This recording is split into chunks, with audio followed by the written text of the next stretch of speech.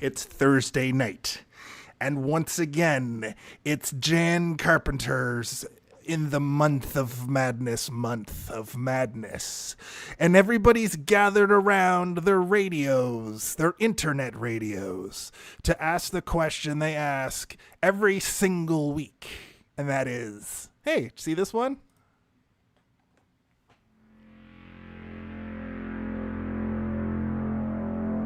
The year is 2024, and two friends once again invite you to join them in revisiting or discovering for the first time the masterworks of a filmmaker who transcends genre, whose horrors have lurked in the dark, broken free from the ice, crawled straight from hell, or even pulled themselves from the very pits of a mad mind, who showed us the hidden corners of Chinatown, sent a man from the stars, and dragged us to New York, LA, and even Mars.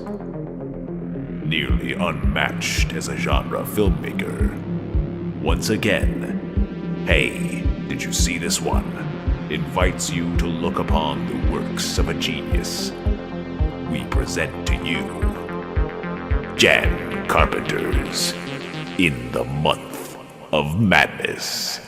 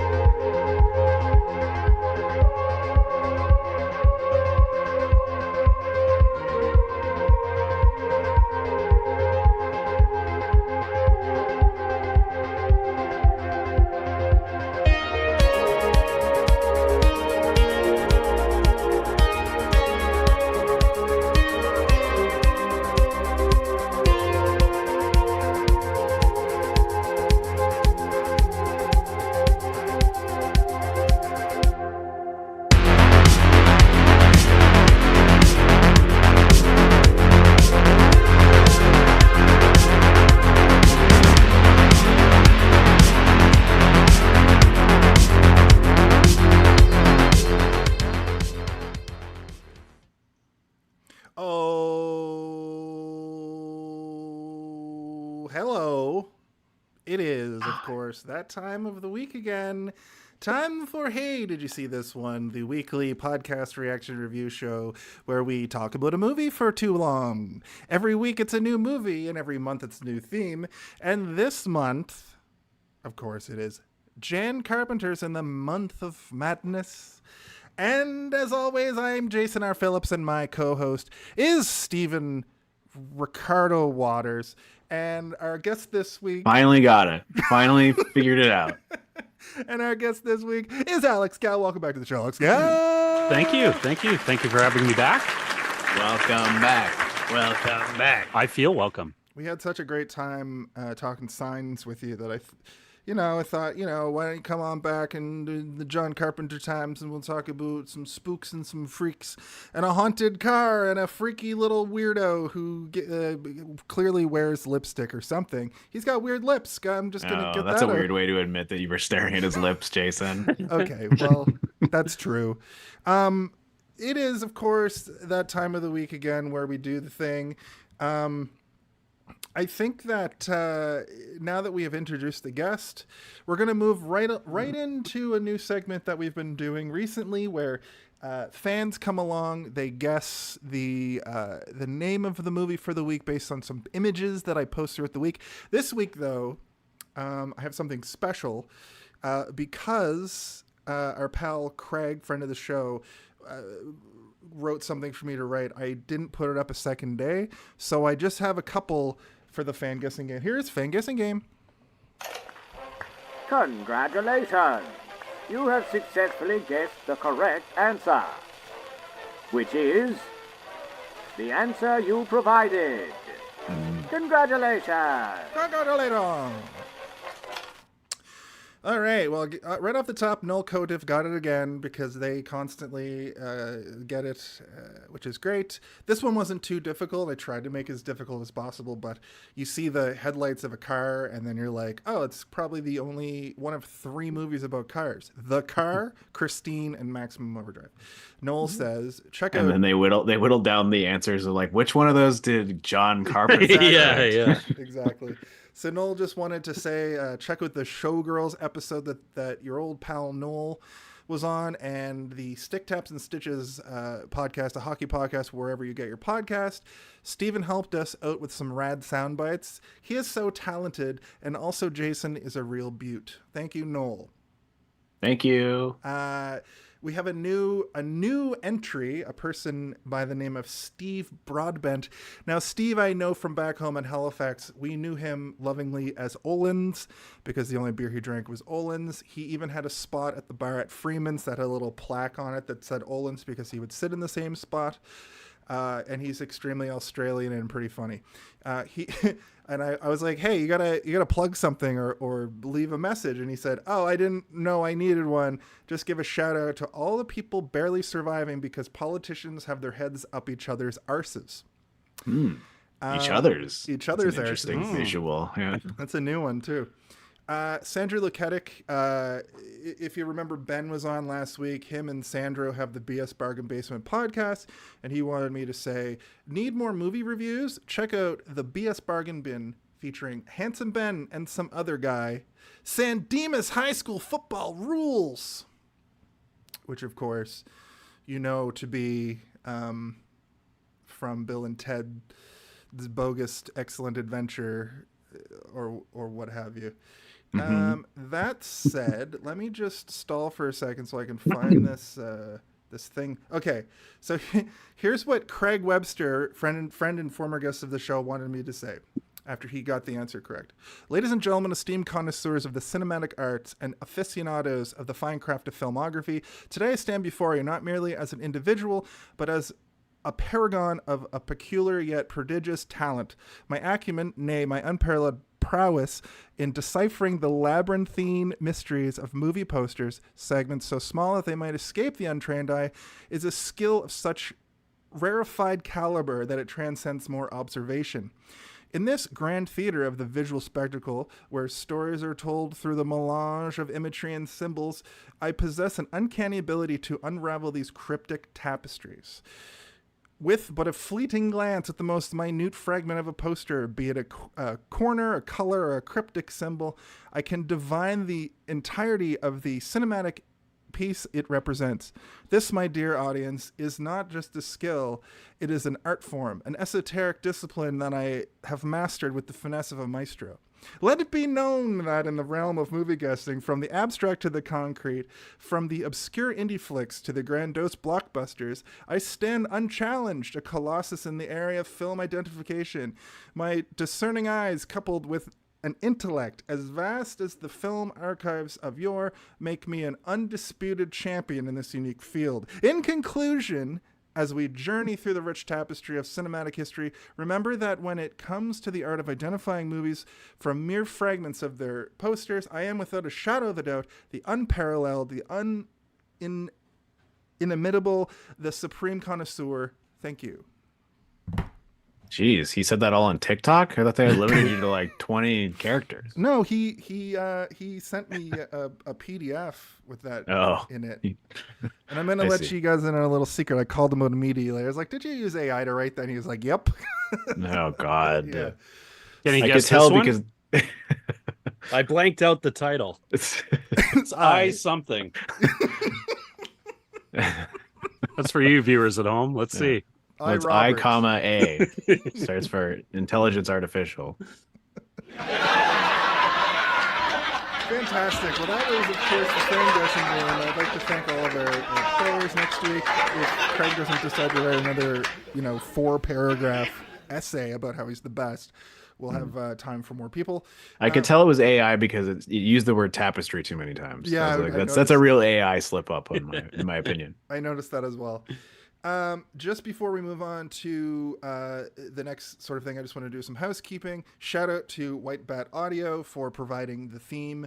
You can find White Bat Audio on YouTube. This guy is great. He makes a lot of DMCA free music for people to use in their podcast as soon as they give him a shout out. I forgot to shout him out last week. If you come early and listen to the pre-show, I typically play his stuff because he just puts up like hours and hours of content that he makes. So check out White Bat Audio on YouTube. Steve, what was his name again? Carl Casey. Yeah, he's also got like an entire playlist of Twitch safe music that you can play and not have to worry about. Which is great because like you play one song and your whole shit gets shut down. Also, I just want to do a quick call to action. If you are listening, please like us, follow us wherever you can find Hey Did You See This One across all social media. It really helps. We've been picking up some steam recently. We just crossed 3,000 listens in the audio version, which is all up now. We're 5 episodes away from all of the video episodes being up on YouTube. A lot of work went into that last year, and going into 2024, I'm completely free now to try new things, including what you may have seen. I've started making shorts. So check out our shorts. Jean shorts. We're all wearing jean shorts underneath shorts. Yeah. And of course, now we are going to start the show. I did it all in 11 minutes, Steve. How does that sound? Too long. Too long. Okay. Well, it's time for our brief history.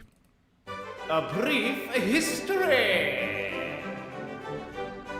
This is, of course, the segment where we talk about our brief history with the movie we're talking and reacting to this week. And what did I get here? Around here, it's a time-honored tradition to give our guests the first opportunity to give their brief history. So, Alex, why don't you hit us with your brief history with the film Christine? I'll keep it real brief. Never seen it until this podcast. Oh, I'm so glad. Mm-hmm. Yeah, so this was my inaugural fresh viewing. take. Yeah. Did you watch it like today or like yesterday? No, I watched it this week. Yeah, Cool. a few days ago. Yeah. Excellent. Steve, you have actually, you know what? I'll just go next because it's the same.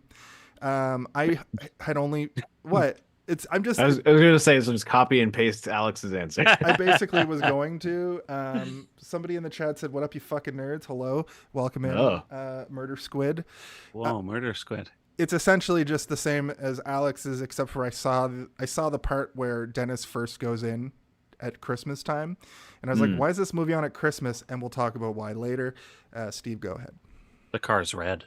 The car is a Christmas car. It's Santa's murder sleigh, full of murder squids, apparently.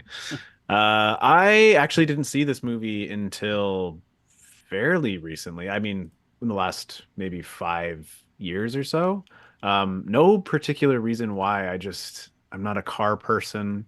I had read the book a very long time ago and didn't particularly care for it all that much. So I was like, whatever.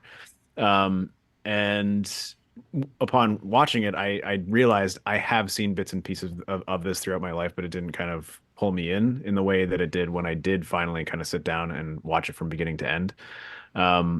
It's now probably up there with one of my favorite Carpenters, to be honest. It is so totally different from most of his other movies, and it has a different vibe with the same visual style. But yeah, my brief history, I guess, is that I watched it, I think, just a couple of years before quarantine. You remember that quarantine thing that happened? What? You guys remember that, right? Vaguely. Where The 2 years of our times. life was deleted. Yeah. And I watched it a few times during COVID quarantine, and now I watch it every once in a while when I'm trying to fall asleep. I'll throw it on because it's weirdly kind of funny, and it's not scary. It's just kind of comedic and kind of calm in a sense. I don't know. It's kind of hard to pin down, but And pretty Yeah, ridiculous. it's just like a kooky story compared to the book, which I'll talk about a little bit throughout as well. But yeah, that's my brief history. Fantastic. That's great. The thing that I really enjoyed it was just how absurd it is. I'll say this off the top before we even go into anything. Just get on top of something. Just go up. Yeah. Oh my God. Anyway, just really quickly. They do at the end. Yeah. I mean, sort of. Really quickly in the chat, I just want to shout out Cody, who is Murder Squid. He says, we're friends on Facebook. I just want to tell us a short anecdote. I used to make YouTube videos like a long time ago, like probably 12 years ago. And as I recall, Cody made a video that I made a shot-for-shot remake of. I think that's the same dude. But yeah, I just shout out. And also Crandance is here. Crandance, thank you for calling us handsome. We all have body dysmorphia. And with that, let's go on to director talk. All right. Quiet on set. Are we rolling? Okay, let's shoot this piece of shit. Sound. Speed. Action! Now, since it's only the second week and we covered so much last week for John Carpenter, I don't want to get in the weeds too much. I don't have too much to add to the conversation, but Steve, did you want to add anything about this film in particular? I think mostly about the relationship between Stephen King and John Carpenter, I guess, would be the main thing that I would talk about in this segment. Stephen King is kind of, he's known for either loving the movies that are adapted from his books or absolutely hating to the point that he'll trash them and then try and get them remade again. But this is one that he didn't particularly love, but he also kind of gave a pass to, and he's like, yeah, it's kind of good. And he, I believe, enjoyed the fact that they made the movie a little bit kookier than the book was, because the book was not fun. It was, the car was possessed by a serial killer via like a amulet of Damballa, like Chucky. Like it's got a murder man inside of it, or a piece of him or something. I can't really remember. It's been a very long time since I've toenail in the ashtray. Yeah, they forgot to clean out the ashtray. That's what I was wondering. I feel like there's you could do another half hour and just have a like a prologue that is how this all went down, which I thought that first scene was going to be, but yeah. But I think that they have a pretty decent relationship. I don't know if they're like best friends or anything like that, but Stephen King is mentioned in The Mouth of Madness briefly when they're talking about Sutter Kane. And I think they have sort of like a mutual respect for one another as colleagues in the sense that they both live in the world of horror and people know them for the world of horror, even though John Carpenter has made a bunch of stuff that isn't horrific, and so has Stephen King. Yeah, they're masters of horror and they live in the same sort of wheelhouse when it comes to that. Like weird, like offbeat stories that, you know, yeah, and not stories like that people don't usually tell, not just like a serial killer, a slasher, or crime. It's like, what if a car was haunted? What if this clown was terrorizing a city in the past and the future? Mm-hmm. Yeah, so I mean, it's always nice when I hear that a Stephen King adaptation that I like, he also liked, because I'm like, oh, thank God, because I kind of get like rubs me the wrong way when I find out Stephen King hated the adaptation of his novel when it's like a movie that I love. Similar to like, you know, like Alan Moore, how everything that's ever been adapted from he's just like, I don't watch movies anymore. I'm dead inside. But yeah, I don't really have a ton to add.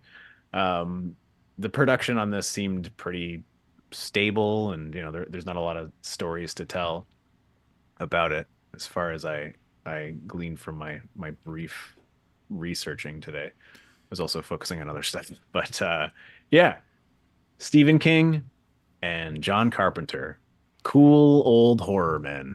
Cool old horror who boys. I'm sure have done something problematic that I'm overlooking. Yeah, that old chestnut. Yeah. Why is that? Is that gonna work? Okay.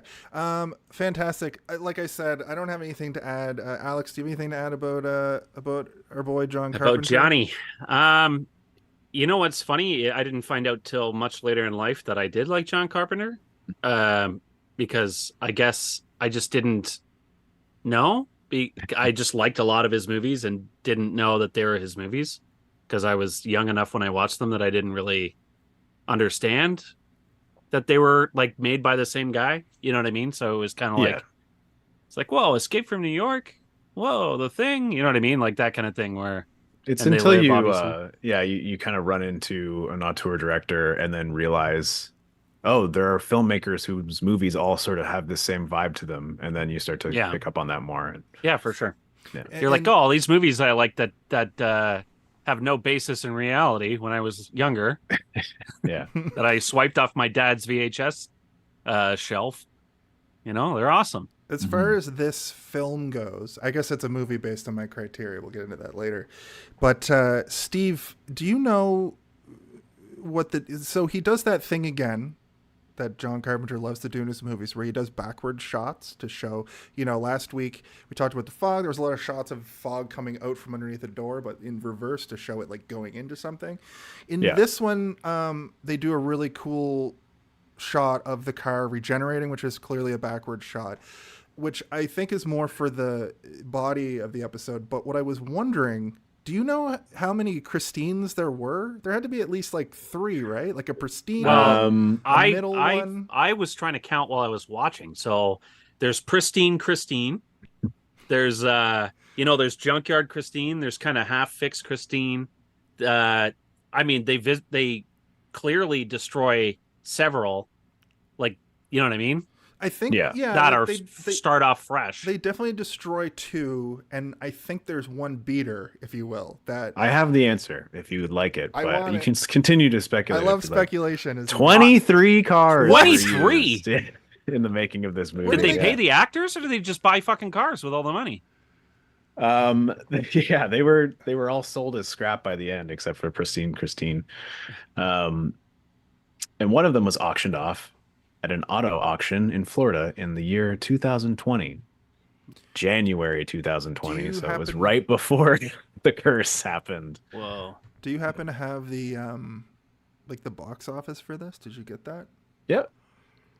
The box office, it cost $10 million to make, and it earned 21 domestically. Wow. So it probably earned quite a bit more overseas, I would think. But maybe not, because they spent $9.5 million on cars. Yeah.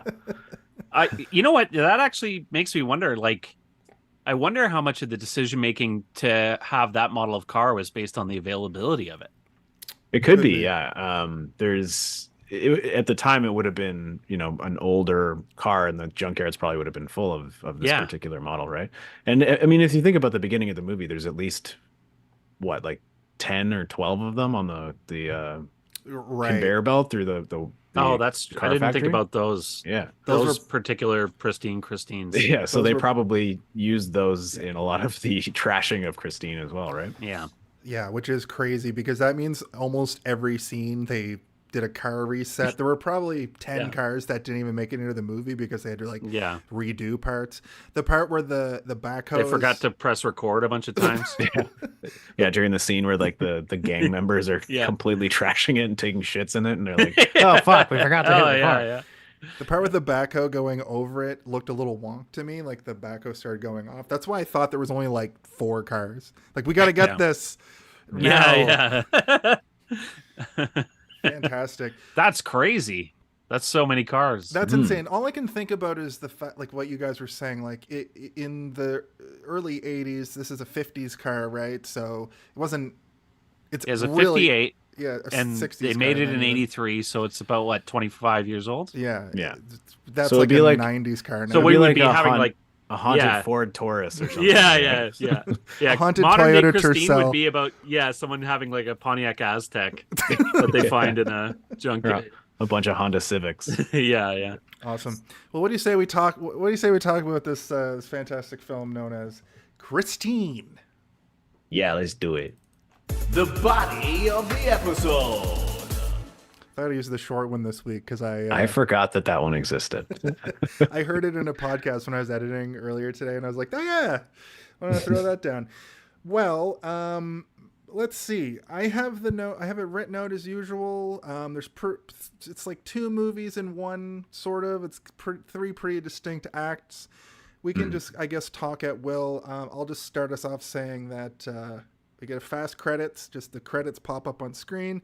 And all I can say is the sound of the engine revving. I don't know why. I don't know how they did this, but it just made my heart sink, made me feel bad.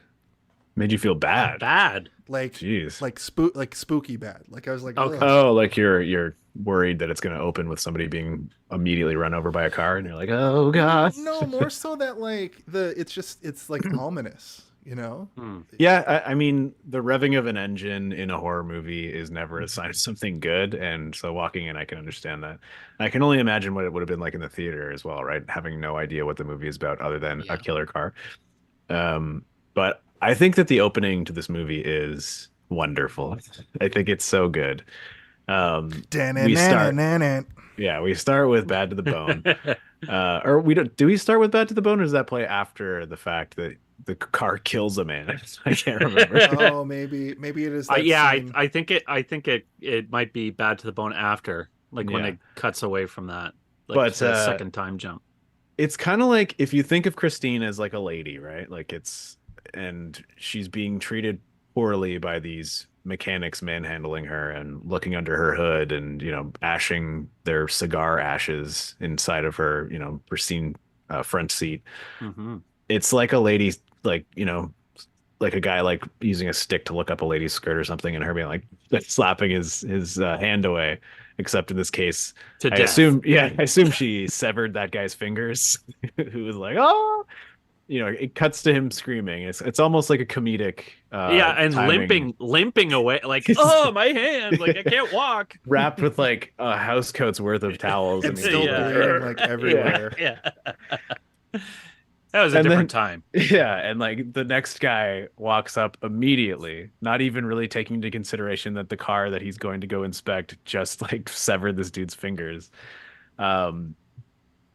And he's doing a check, I suppose, right? Like to make sure all the things work inside. But one thing is like that, they never answer, and it must just be stylistic, but like it's the only red one, right? All the other ones Yeah. are white. And no one's really commenting on it except this guy. When he sees it, he's kind of like, he looks at his clipboard and he's kind of taken back a bit, like he's like, this car's not supposed to be red. And it's it's like the lady in the red dress in the Matrix or something, where you can't help but look at it amongst all these sort of Yeah. uniform vehicles. And I don't know how he dies. Did he just dies? I guess Well, he gets asphyxiated. Yeah, I assume. it's the carbon monoxide thing that this car is able to do. I have a theory that this car has like a Lord of the Rings, One True Ring sort of effect on people, where they're like my precious as soon as they see it. And then it's like a Venus flytrap where you get in it and it finds a way to kill you. One person later on in the movie almost dies of choking. We find out another person actually did choke. So it's able to like do paranormal things while you're in it, but also it's explained away scientifically, at least some of the time, by it emits like a carbon dioxide that kills you instantly. Carbon dioxide, I believe, takes some time. Carbon monoxide. Well, sorry. there's a clock on the wall that it goes to, and it's meant to show a passage of time that he's been in there for, I think it's 10 minutes. The clock changes. Okay, So yeah. he doesn't die instantly. He dies. He's in there for a little while. Well, and he was smoking in there. That could have contributed. Yeah. It's true. Smoking kills. Actually, kids. it did contribute because he smoked in there and the car killed him for it. So. Yeah. It was such a Chucky moment where in the Chucky movies they abuse the doll and then they get horribly maimed for it. This was like, you don't ash on me, I kill you. I really thought the color of red on this car was haunting to me. You can see it in Alex's and Steve's picture there, and mine, I suppose. No, that's black. But the red is almost like more of a blood red than you're used to seeing. I think that is a They don't make that color anymore. That's, you know what I mean? So, Steve, you're talking about how in the book there is a little bit of backstory. Yeah, so the LeBay brothers, we meet one LeBay, George LeBay. I cannot remember what the other brother's name was. Probably Like some Charlotte sort or of something. yeah, Dead LeBay. Ted LeBay. He's a serial killer, and he essentially like transposes his evil onto the car, and the car becomes sentient and starts killing people. But he also murders his wife and daughter in this movie. The car murders the daughter, and then the wife kills herself in the car in Christine. Yeah. And then he kills himself in Christine as well.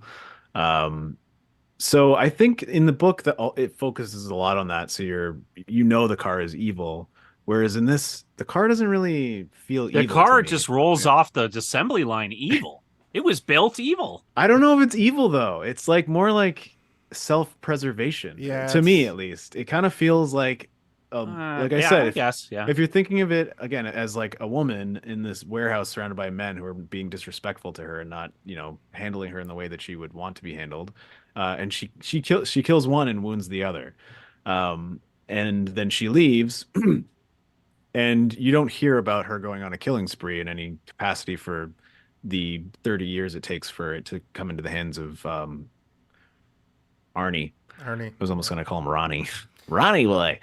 But every time she kills somebody in the movie, she's killing them out of revenge or again out of a sense of self-preservation. And the reason I think that she attaches herself to Arnie so much is because he shows so much love shows for so her much immediately. love, yeah. And he becomes obsessed with her, and she's almost like seducing him in a way where, he'll get in the car and sit there, and then she'll put on a song about loving him or whatever. Right? Yeah. And I don't disagree with what you're saying, Jason, with the Gollum stuff, but I think it's almost more of a seduction in a literal sense than it is in the way that the ring is just kind of like or whatever in your ear. You just recut this movie with that sound over it. It just makes even more sense. Yeah. And one car to rule them all. The songs, the songs throughout the movie, I took some notes on really good ones. But that was a really unique touch, and I was curious if Stephen King, if that's from the book or if that was a John Carpenter edition, because I think it was really clever how... I don't recall, but I assume that would be something he would think of, that the way the car would communicate with you would be through the radio, because how else is it going to do it, right? This is a very Stephen King feeling story with the John Carpenter DNA all over it. The music, the shots, like the cinematography, it's all very John Carpenter, but this feels like a Stephen King story. Something weird is haunted, and everybody's weird, and I do think that out of like perfectly the directors that we've done more than once on this show, I do think that because I dedicated an entire month to Stephen King adaptations in our first year, and out of most of the directors we do, I think that he is one of the most well suited to direct Stephen King stuff, which is why I'm surprised he didn't do more of it. Mm-hmm. Agreed. Yeah, they're both weirdos. Yeah, I just made a note here that's like already haunted, I guess. Yeah. Comes pre-haunted. Yeah. It's a feature, not a bug. Yeah.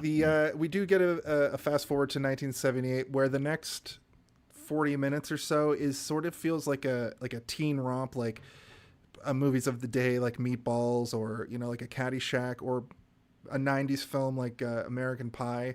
I said to Steve, it's American Pie with a haunted car, because the first like act and a bit is like, the football player, the new girl comes to town, the girl that pining over the football player who they completely just forget about. They even say her name's Rosetta. I was like, oh, her name's Rosetta. Like that's a name that you're gonna be thinking about a lot. But you would get two moments with her. You get her being like, are you going to the big game? And then later when she's just like, oh, he's hitting on that girl. That's that. Yeah. And there was the third guy, right? Didn't they have like another buddy at the lockers or something? There's another guy that we forget about. She's got a good brain on her, but she's got the body of a slut. Yeah. Which is good. I remember being like, Jesus Christ. I was like, oh, okay, 83. Let's strap in here.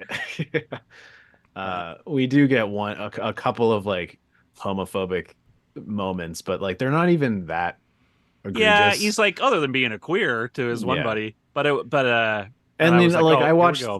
usually watch these movies and take those kind of attitudes with a grain of salt when I have to, but for a movie set in the 80s with 80s sensibilities and writers and everything, I was surprised there wasn't more of it. Felt almost progressive to only have the one with an and before Arnie starts to lose his mind, the two of those have the two boys, Arnie and Dennis, they have like a really good, healthy male relationship where they're not in gay panic mode. And yes, there is the American Pie sensibility of them trying to get laid and all that kind of stuff, but they also have a caring relationship for one another. Yeah, and it felt any of the real stuff that I was like, ugh, it all felt like it was just teenager stuff and not 80s stuff. You know what I mean? Yeah. There's even a moment where like Arnie is like, I'm ugly, and Dennis like without even a beat, it's like, you're not ugly. Like he's not like, well, I wouldn't know. It's like I'm a football Why player. don't you jock pop those over glasses off and put on a turtleneck, and we'll see who's ugly. here. Yeah, exactly. Murder Squid in the chat says, did you see the French movie about a lady who fucks a sentient car? Titane, I think it's called. And then the language shock is real for older movies. Have you heard of this movie, Titane? Titane, the French film. No. Because I've seen, like we were talking about at the top of the show, there's The Car, which is all over like the free streaming sites, which I think is just a ripoff of this from slightly later. And then, of course, Maximum Overdrive, which is about trucks going nuts. Oh, it's a relatively new movie too. No, I haven't seen this. I was like, What part of the car do you?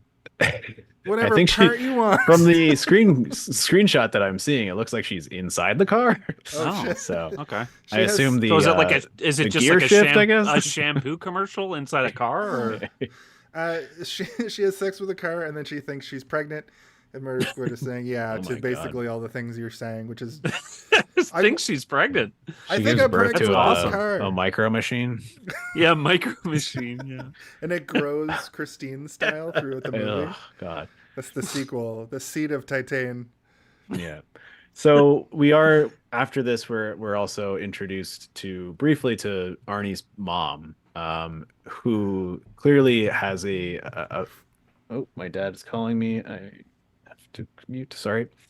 What was I saying? She's The mom, yeah. This is another divergent moment from the book. I remember very clearly that all of the characters in Arnie's life are extremely abusive to him, except for Dennis and his girlfriend. His parents are abusive. The Darnell is abusive. He's like a criminal. Like he has like like smuggling operations going inside the garage and all that kind of stuff. It's wild, and nobody treats him with any respect. So his attitude, the shift in his attitude is more organic, I would say, in the book, just based on how everyone's treating him, and now that he has this, ghostly strength In this on movie, his side. he is Peter Parker from Spider-Man 3. Okay. Where he gets the car and then he like puts his hair over to the side, puts on a red I think shirt. it's slightly less ridiculous than that, but okay. Sorry, Steve. What was I saying? No fun. No, I was just in the middle of a thought and I can't remember what it was. But yeah, everyone's mean to him. Well, the reason that they wanted to change it was because they felt like they didn't want everyone to be so down on Arnie's life that at the end of the movie when he dies, they almost feel bad for him. It's like, no, they want him to. We want to know that he's gone fully to the dark side of the car, and I think that succeeds because again, the movie does feel a little bit more lighthearted than a typical horror movie. Right down to the fact that when we first meet him, the trope that happens to every nerd in every movie where there's a nerd, he's carrying a garbage bag and the bottom falls out. Yeah. And then he has to step over a puddle. Well, and apparently I'm a nerd because that happens to me all the fucking time. Why? That's never get strong. Well, buy stronger garbage bags, nerd.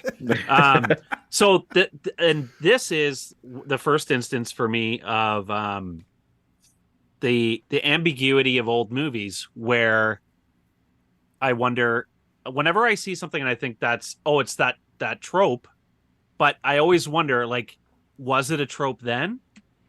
Or you know what I mean? It's like the movies from 80, like it's when I see, you know what I mean, a 31 or a 41-year-old movie. Like, is that the first time they did that, or they said that's that what I mean? thing? There's another one that comes up too with the glasses, where he tapes his glasses, and I'm like, that's a bit. I'm like, wait, no, like, what is this a pioneer move? Yeah. Maybe not. There were still teen romp movies in the 70s. I think that classic nerd. Yeah, I think this is like where the tropes were being birthed, right? Like this is the origin of a lot of the tropes, but they were all sort of doing the same thing. But to have a nerd and the captain of the football team be best friends, I don't think was of the norm. And I believe that was just taken from the book as well, right? Like subverting the expectations slightly.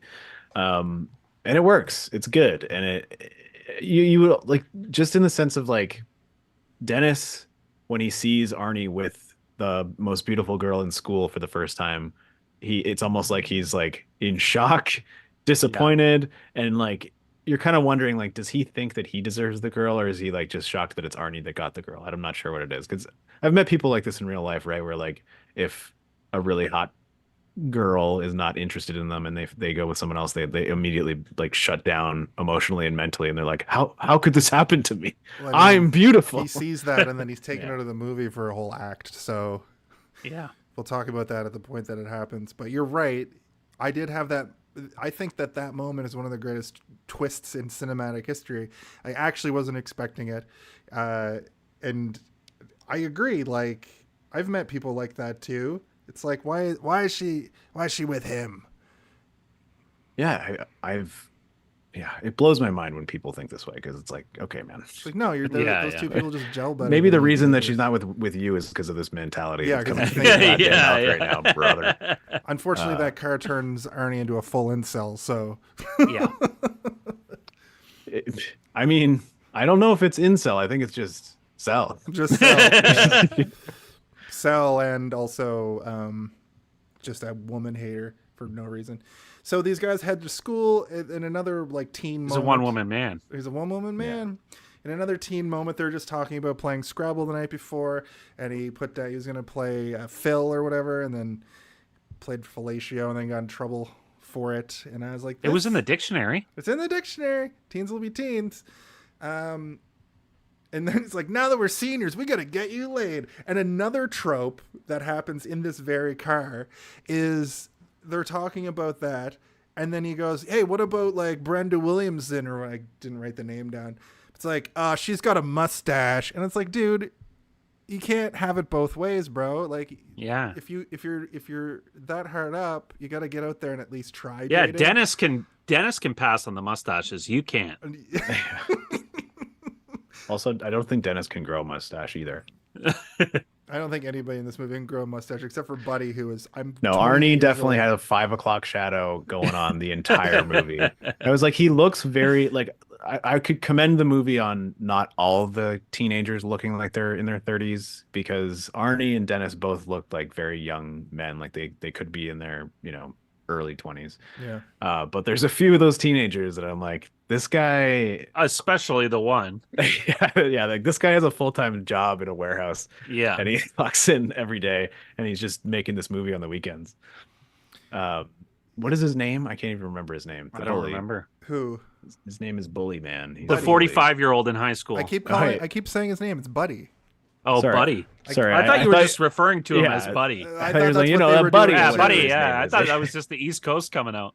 Until they called him like Buddy Johnson or something like that. Like they called him by name. And it's like, this fucking guy, this fucking 28-year-old. And I say 28 liberally because I'm saying 28 in the early 80s. I think he looks older than I do, but Well, we all Yeah. look young, like now, like for this day and age.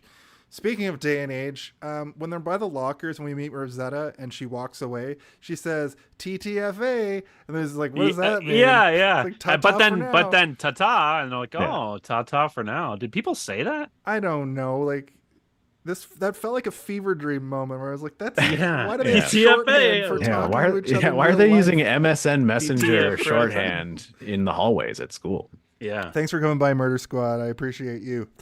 The best part about that is the internet wouldn't be invented, like literally invented for commercial use for another at least 15 years from when this movie's set, and another like 10 years from when the movie was made. So that's something that I noticed about that. Then we have the old Cunningham. I wrote down Cunningham because I didn't know his name. So the new girl enters. This is the line that Alex was talking about. She looks smart, but has the body of a... I don't want to say that word. Yeah, I'm not comfortable saying that word anymore either. It's kind of like left my vocabulary forever. The crazy thing is, like, it's not even a commentary on how she acts or dresses. No, it's just how she looks. It's just her. But she has the body of a woman. Is basically what he's like. I looked up Buddy's actor. By the way, Buddy is 24.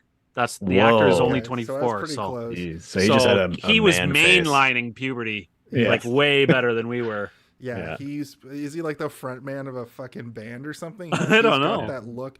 And I wrote down for Leigh, I was like, no, they also just an adult playing a high schooler, probably. I don't know how she was. I don't know how old she would have been at this point, but I'm like that.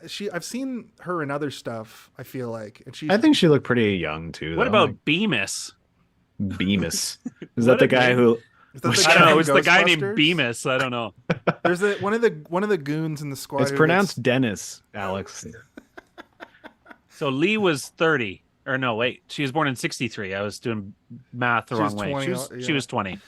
yeah, she was an adult-ish. I don't know. I think that out of most of the actors, they all looked appropriately aged, except for It's also Buddy difficult the to tell bully. with style, right? Like it's like True. the hair and everything, right? Well, I mean, this is the other weird thing is that like Leigh and Arnie at the end, I see fucking twinks walking around the West End right now wearing the clothes that they're wearing.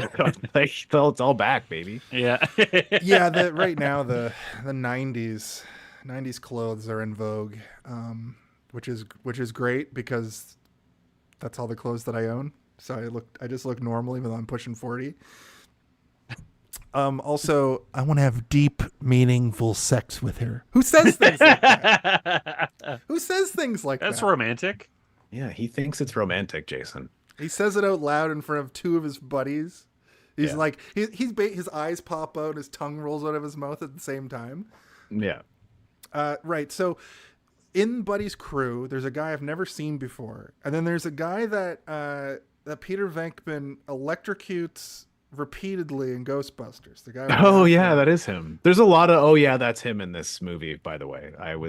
While I was watching it, I'm like, okay, I think this every time I watch it, but I've never looked any of them up, and I'm gonna try to not and just figure it out this time because all of them are on screen for such a small amount of time that I never really it never clicks. But it clicked a couple times this time. The old dudes, all the guys that were old, like the detective and the guy that runs the garage.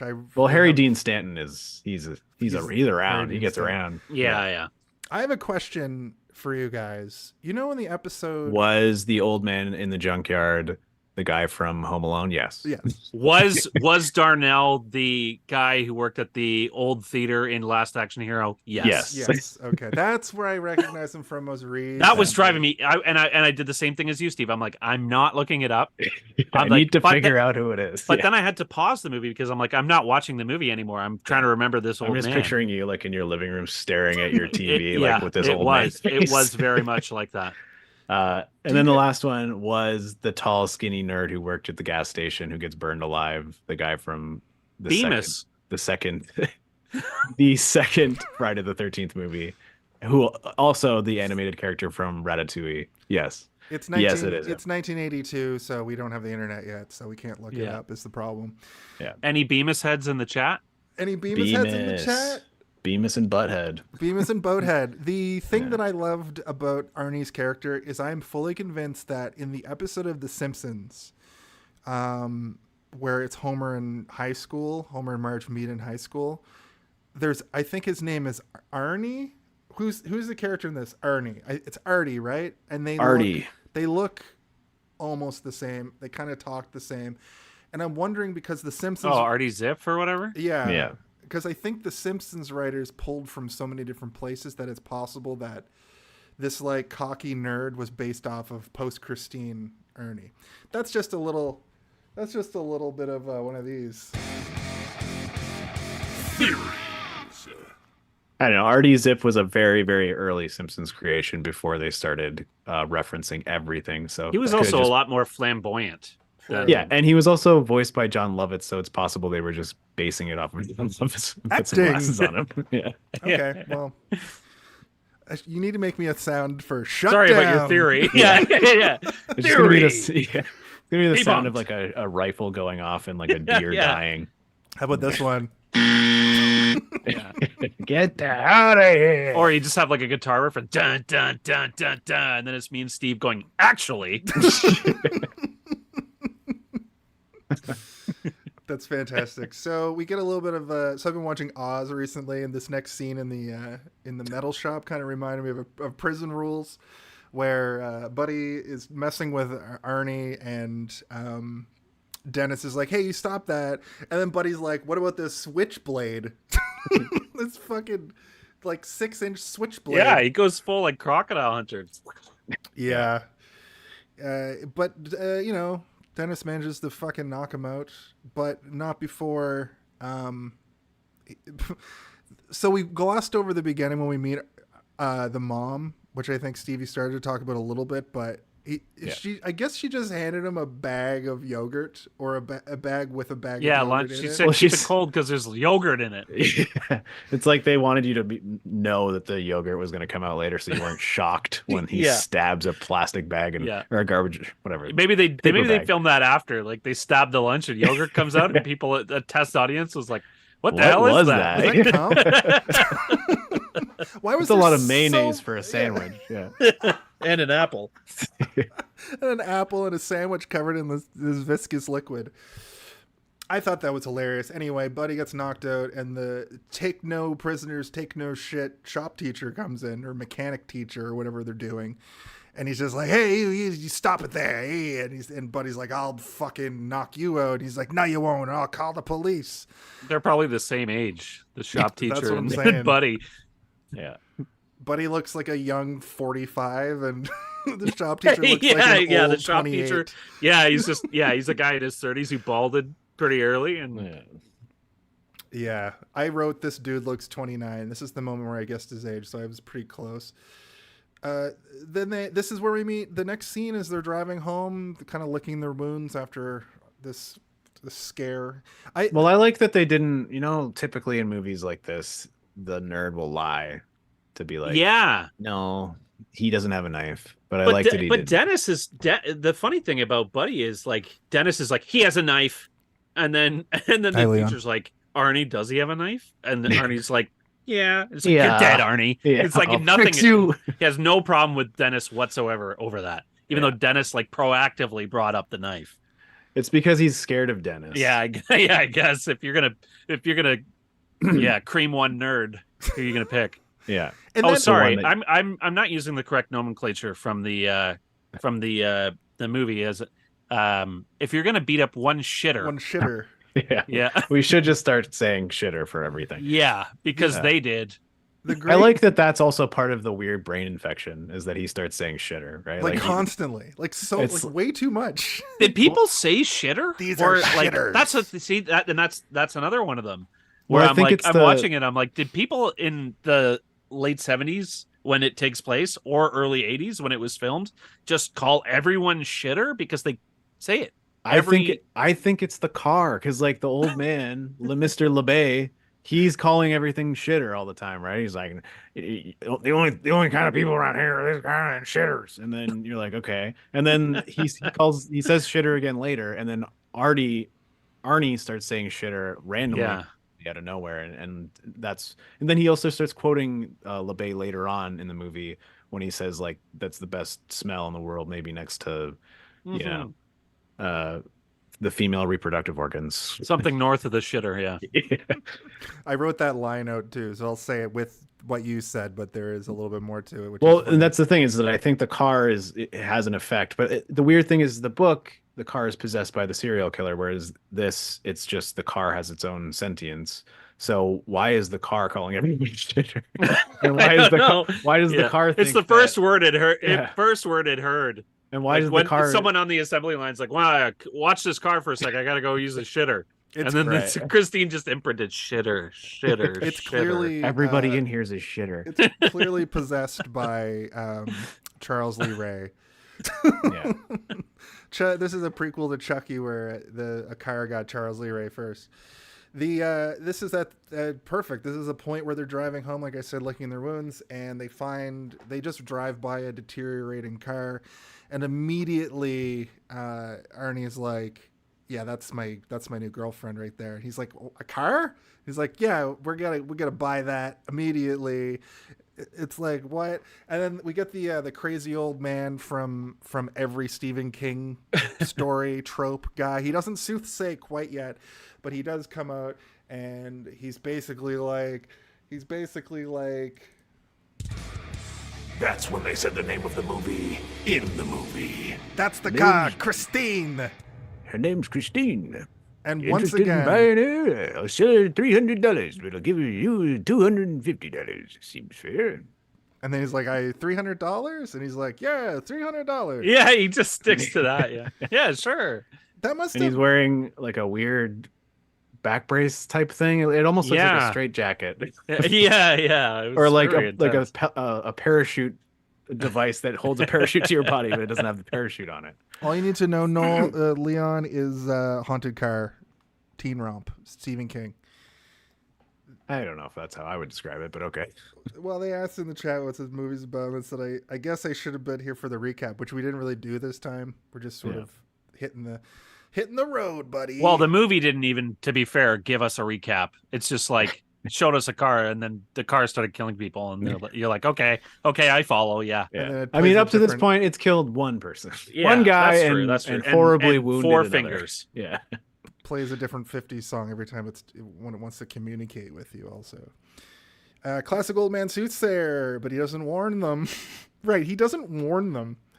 He wants to get rid of the car. He wants to get rid of the car. Remember, Yeah. later on, we learned that the car keeps coming back. So him transferring the pink slip and ownership and I guess care to another person stops Christine from coming back to him, right? Yeah. Because he also says, like, don't bring it back here. I'm going to sell this shithole and buy myself a Hey, condo. buy a condo. Which were like new at the The time, first I feel condo, like. yeah. I'm gonna sell this piece of shit, and I'm gonna go invent the condo. Now every single person lives in a condo, whether it's an apartment or a condo. Yeah. It's just the way they make small. but we- And then homes he now. bought a condo next to the McAllister residence. So that's the guy. That's the old man that he's afraid of in The Home Shovel Alone? Man, yeah. Yeah, the shoveler. He shovels well. He shovels very well. That's a different movie, Steve. Oh, right. Yeah. No, it's Old Man Marley from Home Alone. That's the Home Alone of it all. Yeah. Well, the Home Alone connections to this movie run deep. The thing that I love about that is the fact that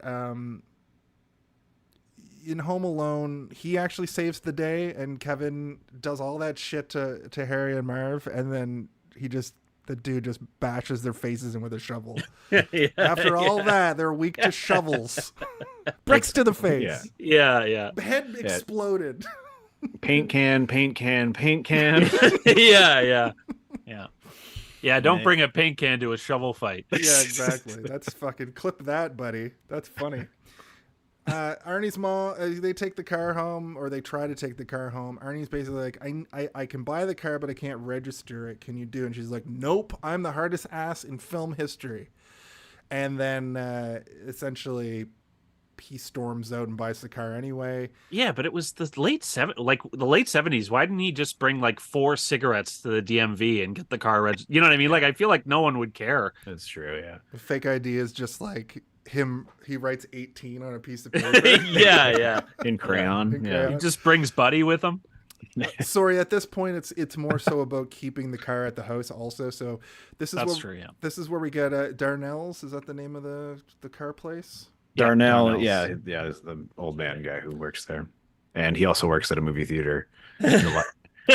Ripping magical tickets from Houdini up. Yeah. And he's much nicer when he's at the Yeah, theater. He's yeah, much yeah. more lovely. Well, that's the job he loves. He hates working at the Yeah. scrapyard. Yeah. He loves chewing, though.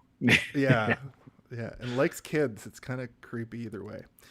The guy at the garage talks about a former owner, kind of alluding to potentially the car, who killed himself.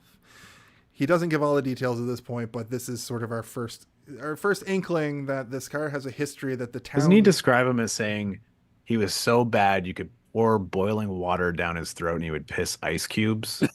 A line I've never heard before. I'm like, is that a saying? That's a lot of things in this movie are like, is that a saying? Is that something people say, or just Stephen King was all coked out or drunk, Yeah. or a combination of both, and was like, yeah, that'll get the readers reading. Shitters. Fucking shitters. The thing that I also love, there's a trope that comes up here. This is the comedy and the levity that's sprinkled throughout this movie. Actually, it's closer to a comedy than a horror in a lot of ways. And one of the best parts that I like to see in movies is when somebody calls a nerd, "Hey, you punk." I think that tickles me every time. And he calls Arnie a punk. He gets in his face. He calls him a creep. He calls him a creep. He's like, one of you two people here are creeps. You might both be creeps. Yeah, This my guy's creep definitely detector a is creep." going through the roof over here. But It's off the scale. he basically just agrees to allow them to keep the car there, but no smoking, which I think is foreshadowing. I think when he's, Yeah. I thought Yeah. Also, alluding to the fact that he just drove in and created the biggest giant cloud of smoke behind his car ever.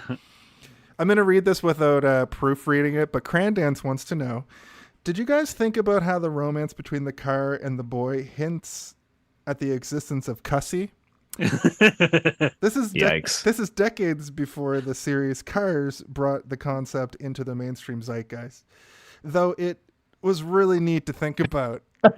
Thanks, Oh, Crandance. man. I'm glad that I didn't proofread that. Noel, it's like the Bussy. We used to call our fans the Bugussi gang, but I haven't said that in a while. But that was a ghost. The Bagussi was a ghost. It's true. Yeah. Getting that ghost. It was like, Bussy. Bagool, except it was like a ghoul. Cussy is the only thing that smells better than a new car. There we go. That's our way around it. Except for maybe Cussy. I explain it, Leon. It's not. It is an important from the line. I internet. just don't want to say it out loud because it's gross. But it's important because Arnie says it again later because he's fully been possessed by the car at this point. That's why it's important. So let's never say it again. Yes, agreed. No smoking. Oh yeah, I was like, is this guy based off Don Rickles? And then I was like, Don Rickles could easily play I've this just played this character. role. Yeah. Yeah. Leon, what do you mean see you guys?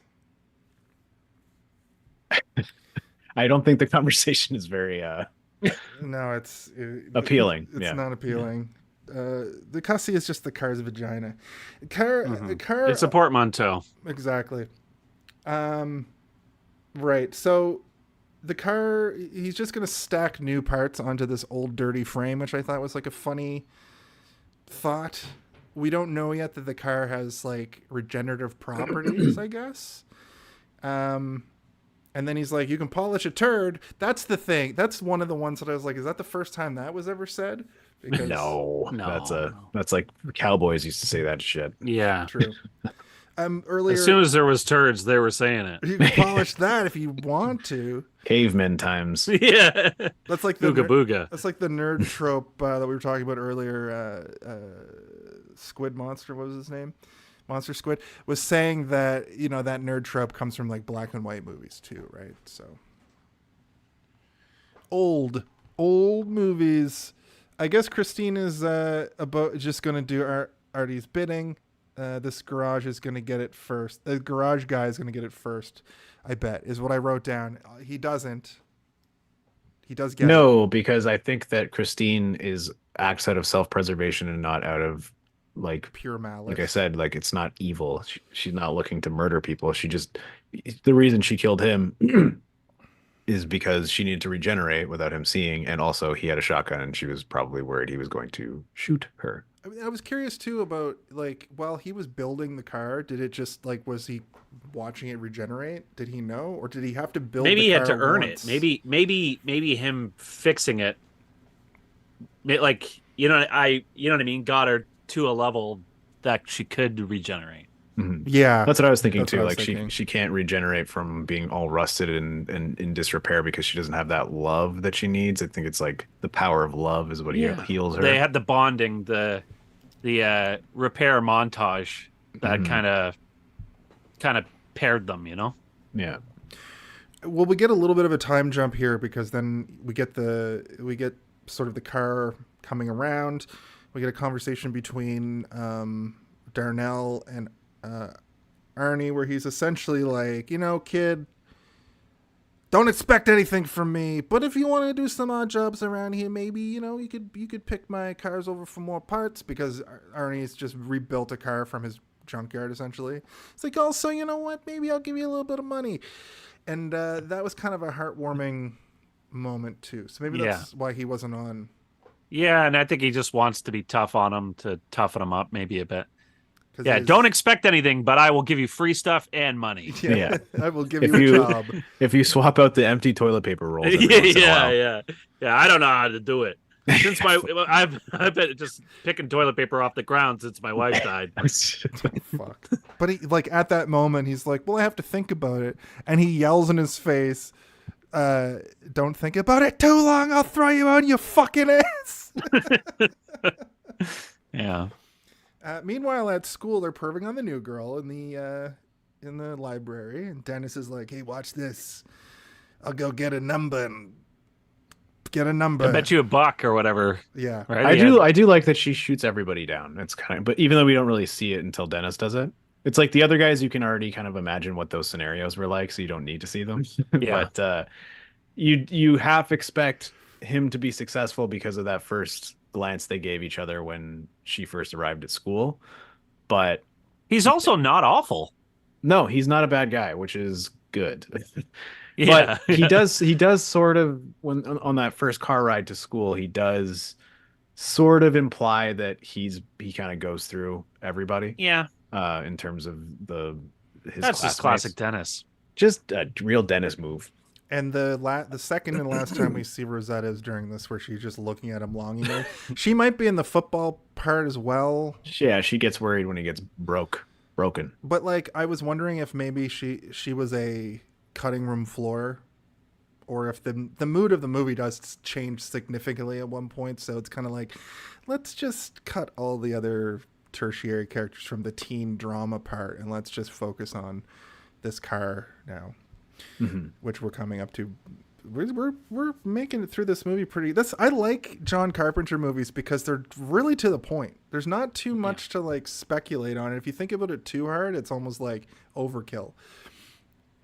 He doesn't waste time. And in fact, right here I wrote, I find the non-car stuff kind of boring by comparison. Not like unwatchable or bad or anything. I was just like, what about that car though? Yeah. Is the car doing anything right now? When the car's not when the on car's screen, not on screen, people should be saying, "Where's Christine?" Yeah. Right. That's great. Man. I theorized that at this point too, and when he's like, "Would you like to go dancing with me?" and she's like, "No, I already have a date." Arnie's already done all the stuff behind the scenes. He's already like been like, "Oh, the new girl, I got this car. I got my turtleneck and my red coat on. I got my lipstick. I'm gonna ask her out on a date. She's enthralled by My eyes are better. My eyes are better." I don't need glasses anymore. Kind of Well, this is the thing, is like, it's also making him stronger, right?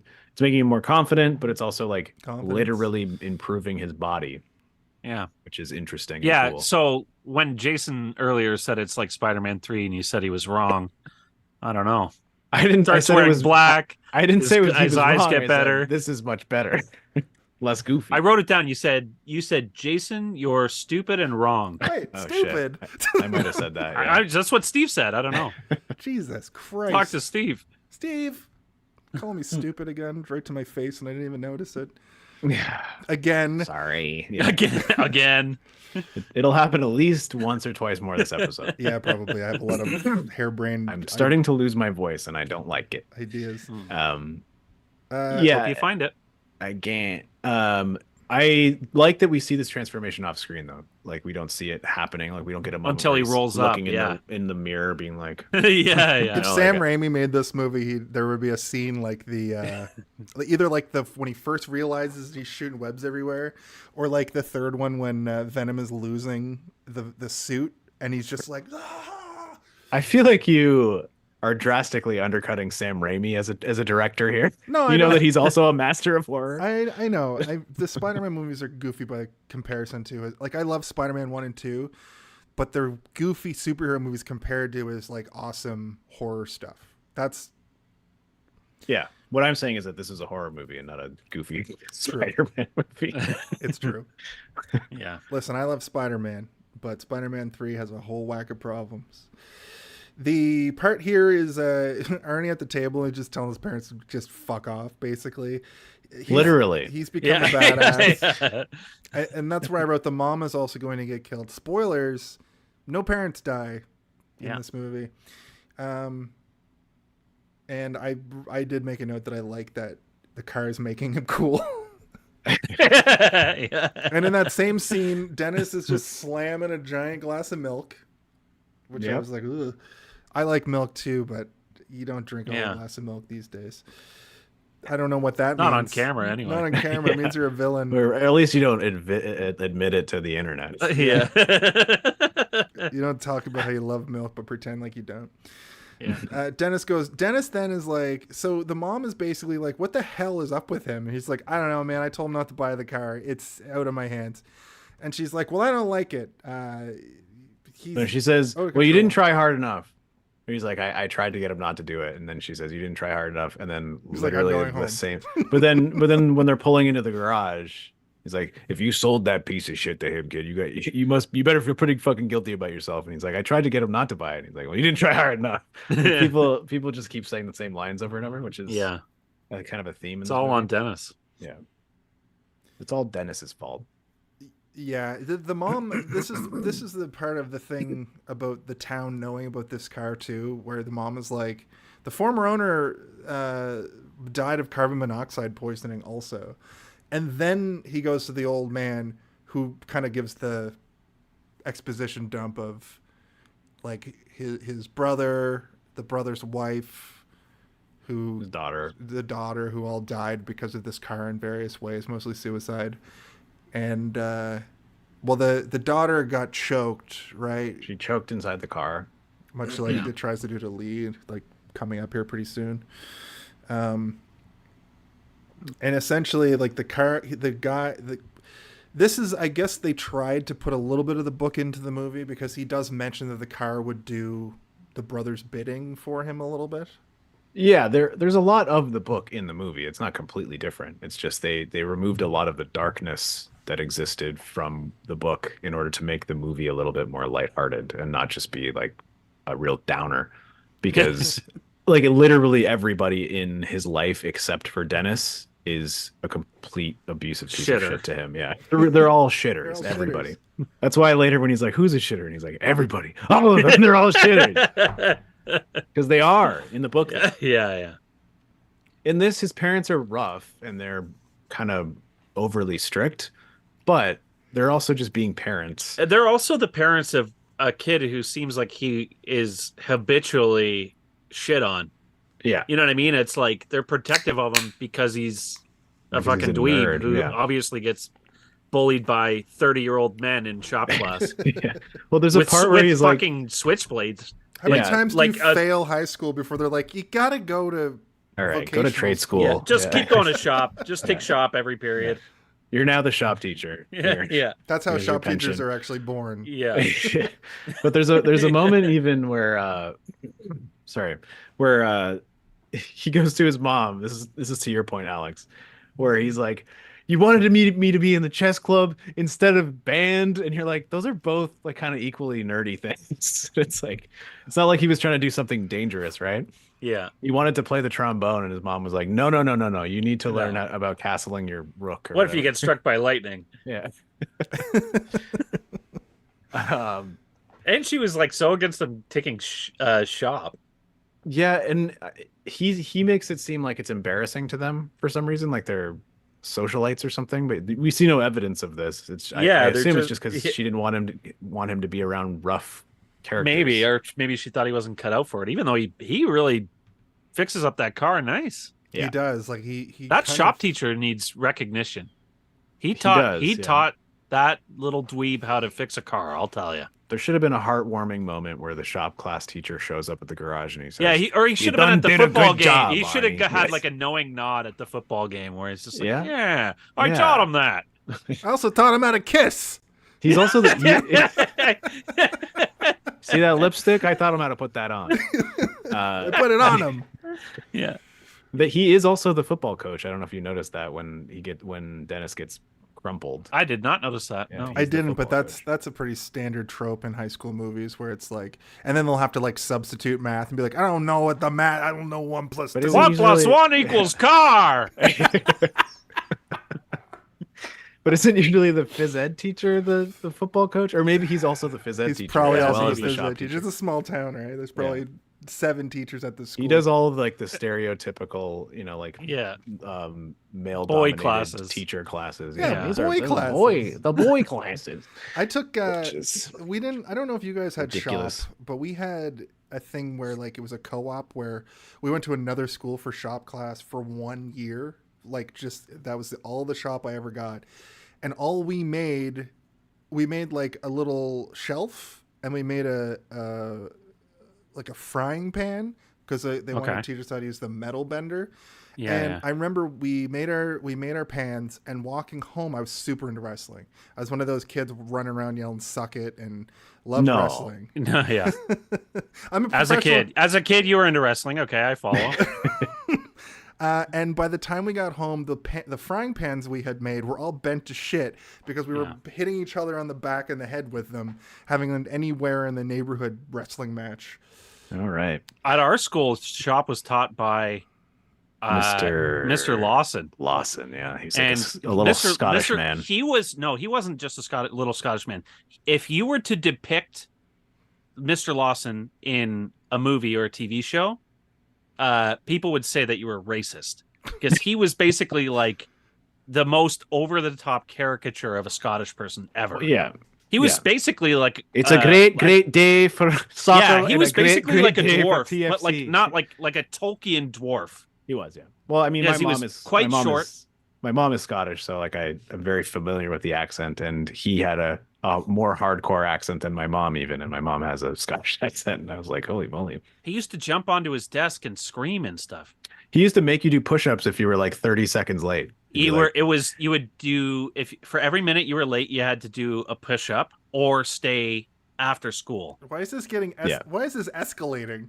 This guy He was And he had a crazy. hammer. Speaking of dwarven stereotypes, He would had walk a around ball with peen a hammer because people would fall asleep in his class, and he would go up and he would smash the desk with the hammer. One of those. Yeah. Eh? I remember Yeah. this. I only Yeah, he took was- one semester of this. I He did was not do crazy as anymore. a shithouse rat, dude. Yeah. But he was wicked. Well, because like the first year you had to take either that or there was another optional course you could Yeah, take you could other take than that. computer science as like a tech course. Well, this Yeah, is so I interesting. took that as well. Leon in the chat is saying they had design and technology where they drew blueprints. I think that's what it was, and right? made a Design and hydraulic technology. pump. That we didn't. In Well, Halifax, we used didn't lathes have- and stuff. But there was I used a also- lathe to make a pen, and yeah, it had to have a thread so you could screw the pen. Did we also you? made rock- Very few rockets. switchblades though, compared to Christine. Were your in high my shop school class. like? Were they like adult credits? Like were they special classes or were they more No, they were just traditional? it was part. You had to take a technology course in the first year of high school, and you could take this. It wasn't a shop class; it was design and technology, where you were learning how to read blueprints to make things. So we made those pens, we made some rockets, we made Yeah. a couple of things. Yeah. There was a shop class in our high school though, but I never took it. There's that random hallway that smelt of gasoline where all the cars. Yeah, were. yeah. Where all the buddies hung out, the cool buddies. The cool buddies. Yeah, I bet we called them Derricks. I bet Buddy. Yeah. I bet Buddy liked to do really terrible things at house parties. Yeah. We wanted to get into that. Dennis breaks into the garage after he talks to the old man, and immediately the car plays a song like "You keep a knocking, but you can't get in," which I thought was chef's kiss. And then he's like, "Oh fuck, cars aren't supposed to talk," and runs out of there. The car knows I'm trying to get in. The least secure building in the world. Yeah. Yeah, It has giant windows that you can walk through. I wrote Dennis tries to futz with the car, which is like, I don't use the word futz, so maybe my head went straight 50s with that as well. And yeah, you get spooked. That would be your there. nickname in the 50s, Jason. Futz. Hey, Futz, get Hey, over Futz. here. Hey, Jason Futz. Hey, Futz, Get over here. You gotta some explaining. show me to one of do. your wrestling moves, Futz. I don't want to, guys. Please Give him the stop. frying pan, Futz. Please stop swirling me. I was a huge nerd. I think that the next scene is the football game. Oh, did you guys catch the extremely racist Indian headdress kids? Yep, absolutely. I mean, it's racist. Yeah. Like, and It is, yeah. I don't know. I didn't really get the vibe that it was played as racist. Like, it was like, look how ridiculous this is, because I feel like that kind of thing only became like people started commenting on it and being like, Yeah, you can't do that for sure. more recently, like more in the 90s and early Yeah, 2000s. whatever their team was, they were the somethings. Yeah, And I think it I'm was not like, going to go through any of the somethings they might have been, yeah. but they were something. Yeah, it's also one of those things where it's always been a problem, but it's now becoming accepted more nationally and internationally as a problem. Where we're all kind of like, ugh. Let's change It's always been a problem, but before back then it was their problem, and you know what I mean, like back in the 80s. Yeah, for sure. That was a thing that was pretty common in 80s movies. I think in Meatballs or Revenge of the Nerds that stuff happens too. Revenge of the Nerds is like the Revenge of the Nerds. I don't ever want to like do that. You're not on making the that show episode because I don't think. know how to, it's a land. Yeah. Just landmines. There's a couple of movies that I've vetoed in the past, and that one's on the list. We can't do Ace Ventura because the main plot is like extremely for transphobic. Sure. We could do Ace Ventura 2. Yeah, When Nature Calls. Yeah, it's less problematic, and even the problematic stuff is not that bad. I mean, it's still bad, comparatively. But it's comparatively not as bad. Yeah, for sure. Like in Showgirls, how they have there's a version of Showgirls that kind of tones it down a bit. They should make a version of that of Ace Ventura, but you can't really because you can't cut around transphobic. Where there's no antagonist in the movie. No, the movie just cuts off 20 minutes at the end, and you're like, what happened? At the very end, it's like Finkel was killed on the way back to his home planet. Yeah, exactly. Oh man. I don't even want to I'm sorry to dwell on it, but I don't even want to watch Ace Ventura. I watched it recently just to evaluate the situation, and nope, we're not doing it. Yeah, I don't want to ever talk about that movie on the internet. Well, it's gone forever. Yeah. There's one Ace Ventura movie and a cartoon show. I think there was a cartoon show and one where he's a kid. There's a third one where second one where he's a kid. Ernie rolls up with the new Christine.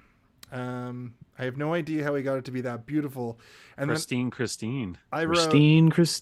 Do up, shoo.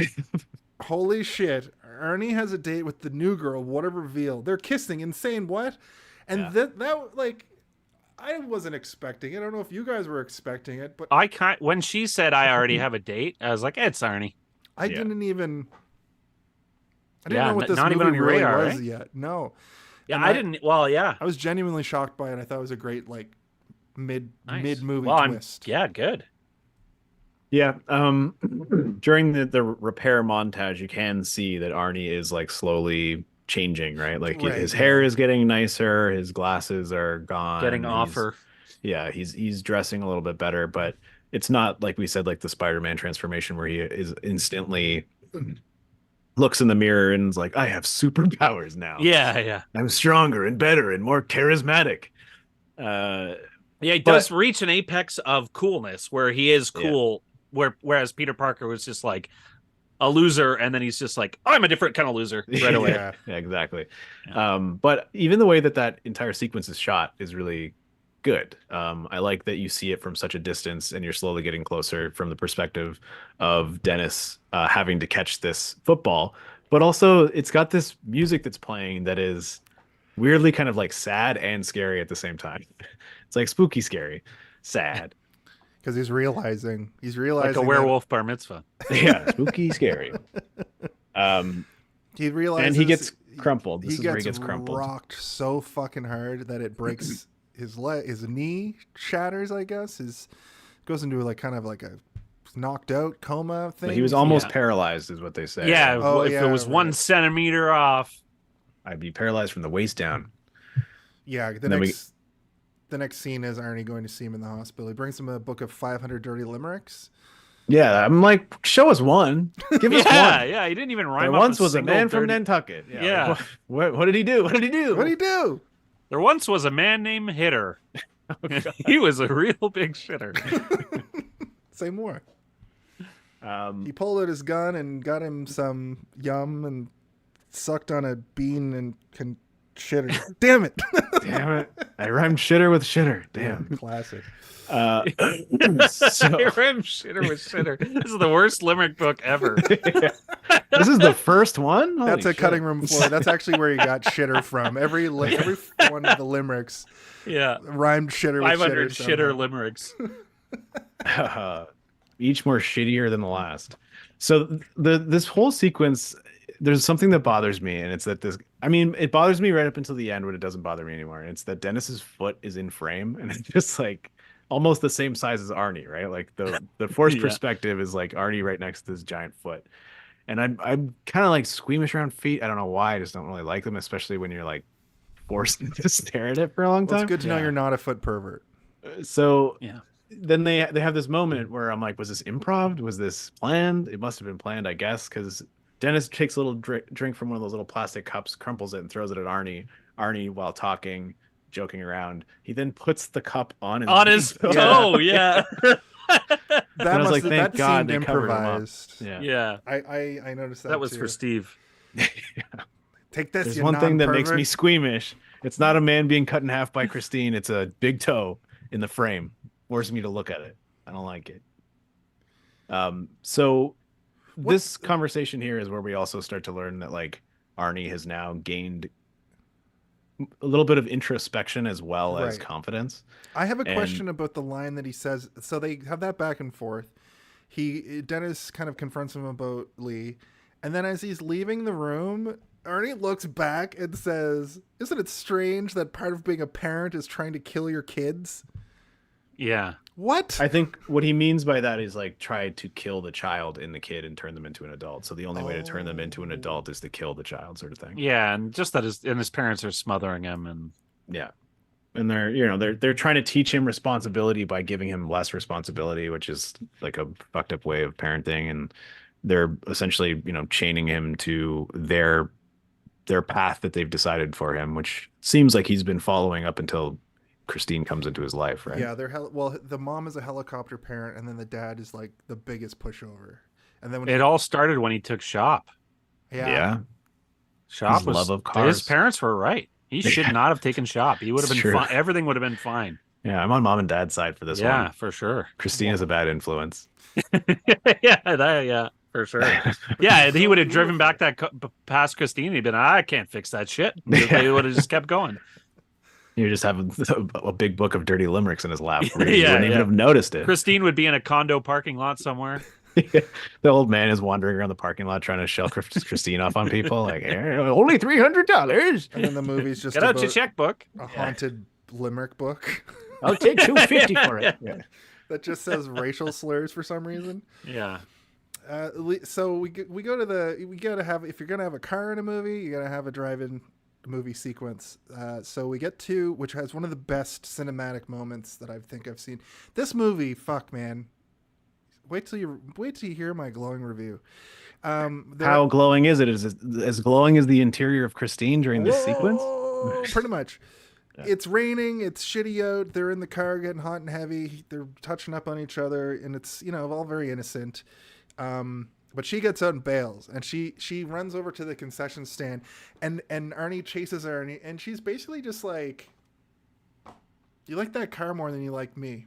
I can't, I touched the dashboard. You told me to not do that," which we don't really get a sense of until she says it. It's kind of a. I felt like she was kind of raining on his parade a bit. Like he put a lot of work in it. If you don't take it in the context of, I know I'm watching a movie about a car that kills people. Yeah. You're kind of like, well, like, yeah, I mean, he likes the car a lot. Like, look what he did to it. I think we're meant to still be a little bit on Arnie's side at this point. Maybe that's kind of why they do it this way. Kind of. Because I mean, the idea that like if you were to have in your pocket at all times a picture of what Christine looked like before he fixed it, and be like, listen, this is why I'm so protective. Look at what the car looked like then, and look at it now. Yeah, like you can love something that you put that much work into. We've been given no indication because we haven't seen anything to this point. We will see him be very obsessive about the car, but to this point, she's just out of nowhere being like, "You care about that car more than you care about me." And then he's like, "Girls are supposed to be jealous of other girls, not of cars." And that's sort of the turn, because after this, they go back to the car. Arnie gets locked out for a sec. Like Arnie gets out, or she gets in first, I think, and then the doors lock, and then it lights up.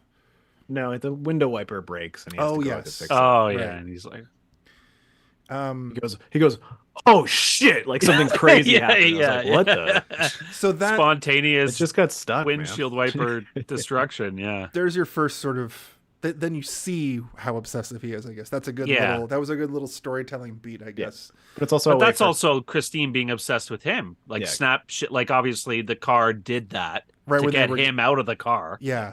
Because she mentions later during this that like every time we start kissing, like the car will stall or like, then that happens.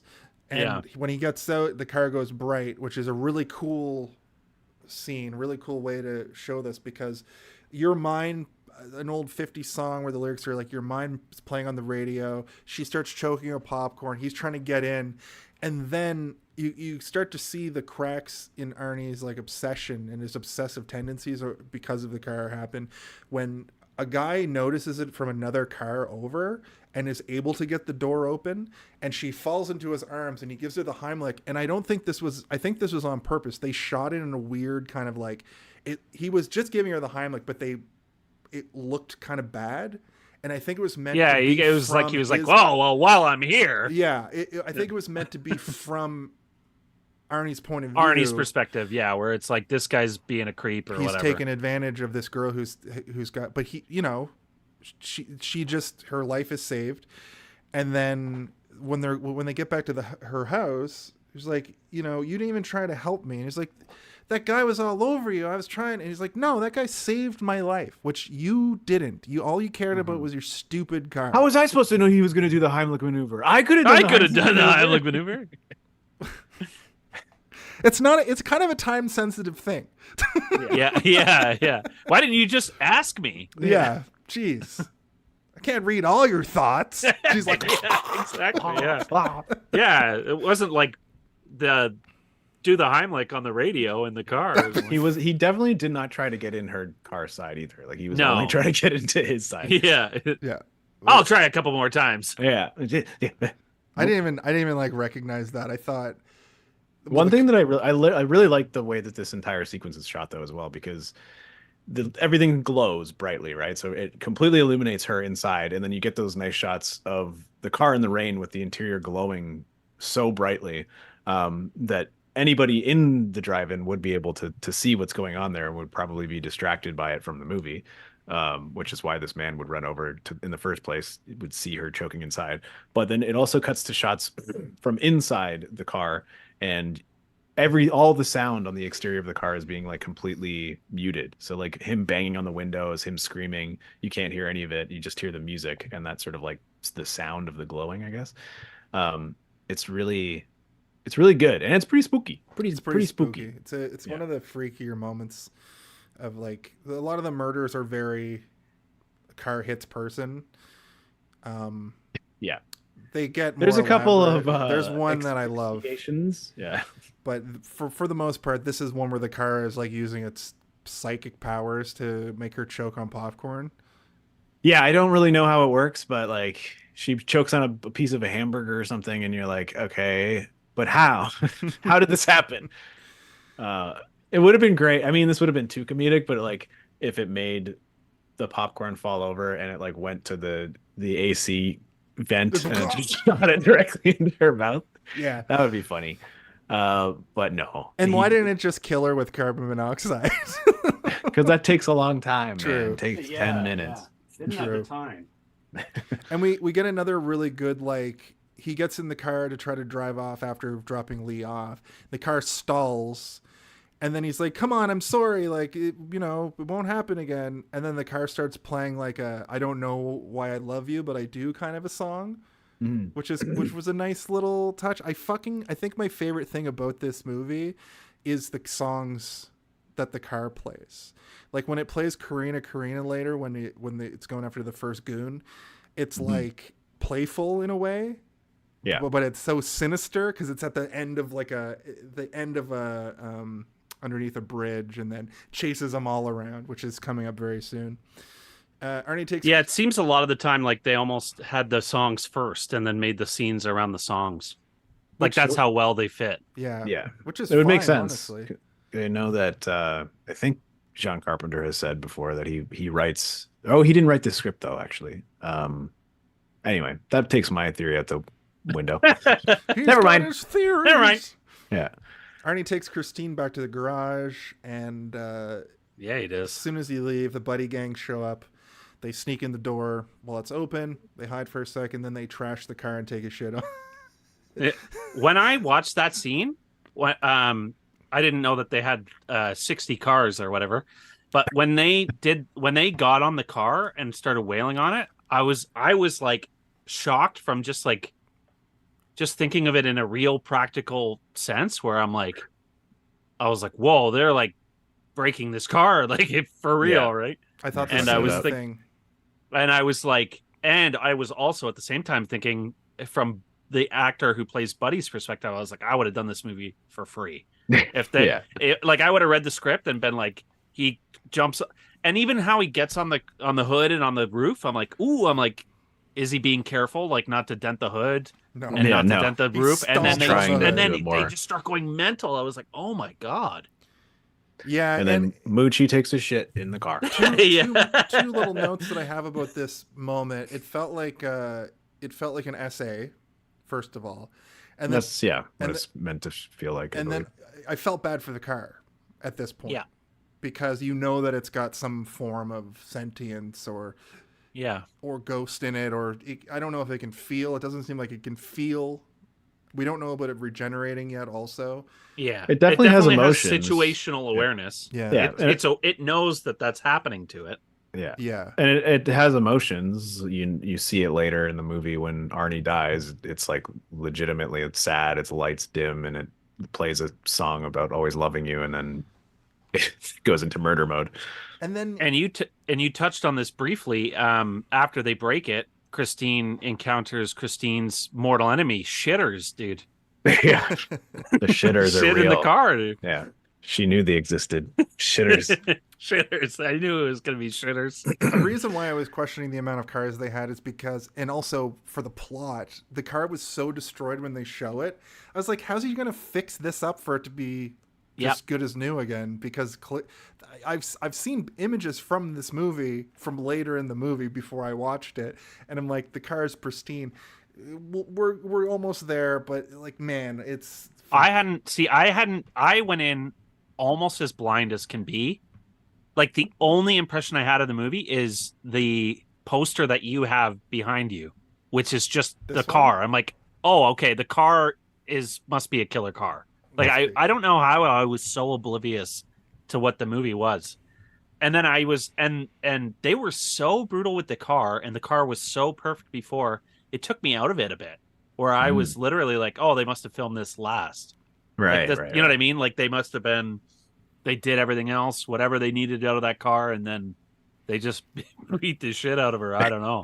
Yeah. Shortly after Ernie and Leigh show up to see the wreckage, and Ernie's reaction at first is like, oh my God, my car. And then as Leigh is genuinely trying to console him, even though they had just had a fight, he's like, get away from me, bitch. Basically, like, get off No, he me. calls her a shitter. Yeah, you're a shitter. You're all shitters.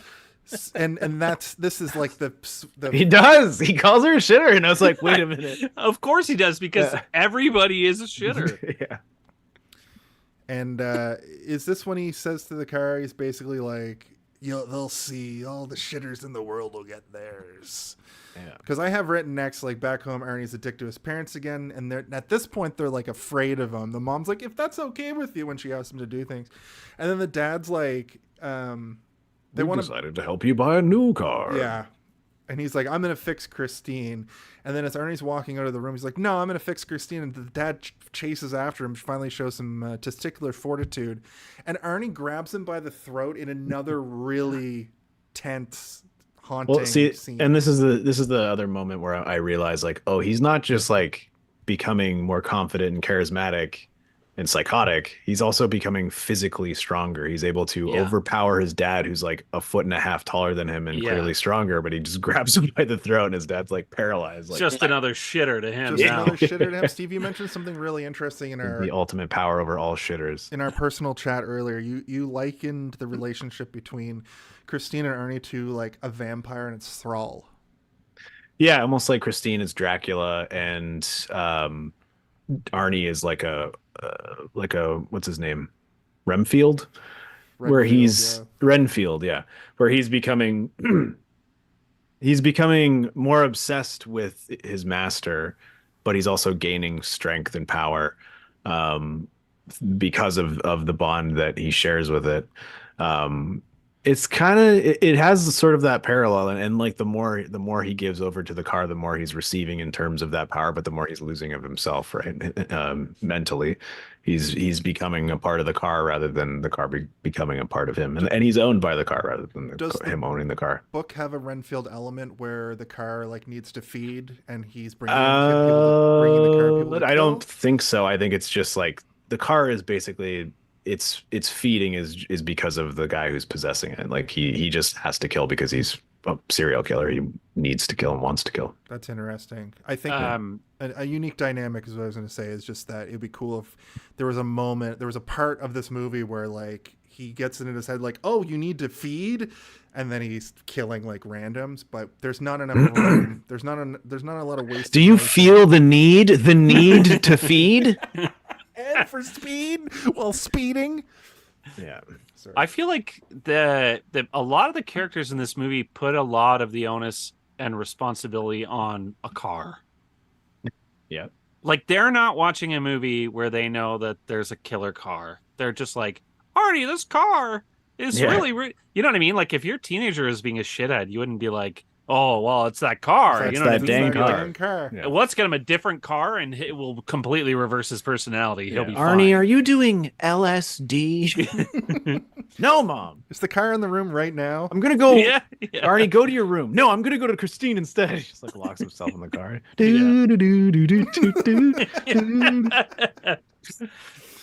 It's like there's a line that this movie like rides where you go one way and it's like a really dark horror movie, like really like uncomfortable that way. You go the other way a little bit, it's like it's a comic genius.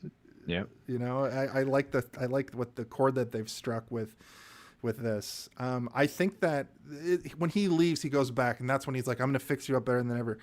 We're going to teach all those shitters a lesson." And I think this is my Home Alone of it all. Do you want to wait till later to talk about Home Alones of it all, or?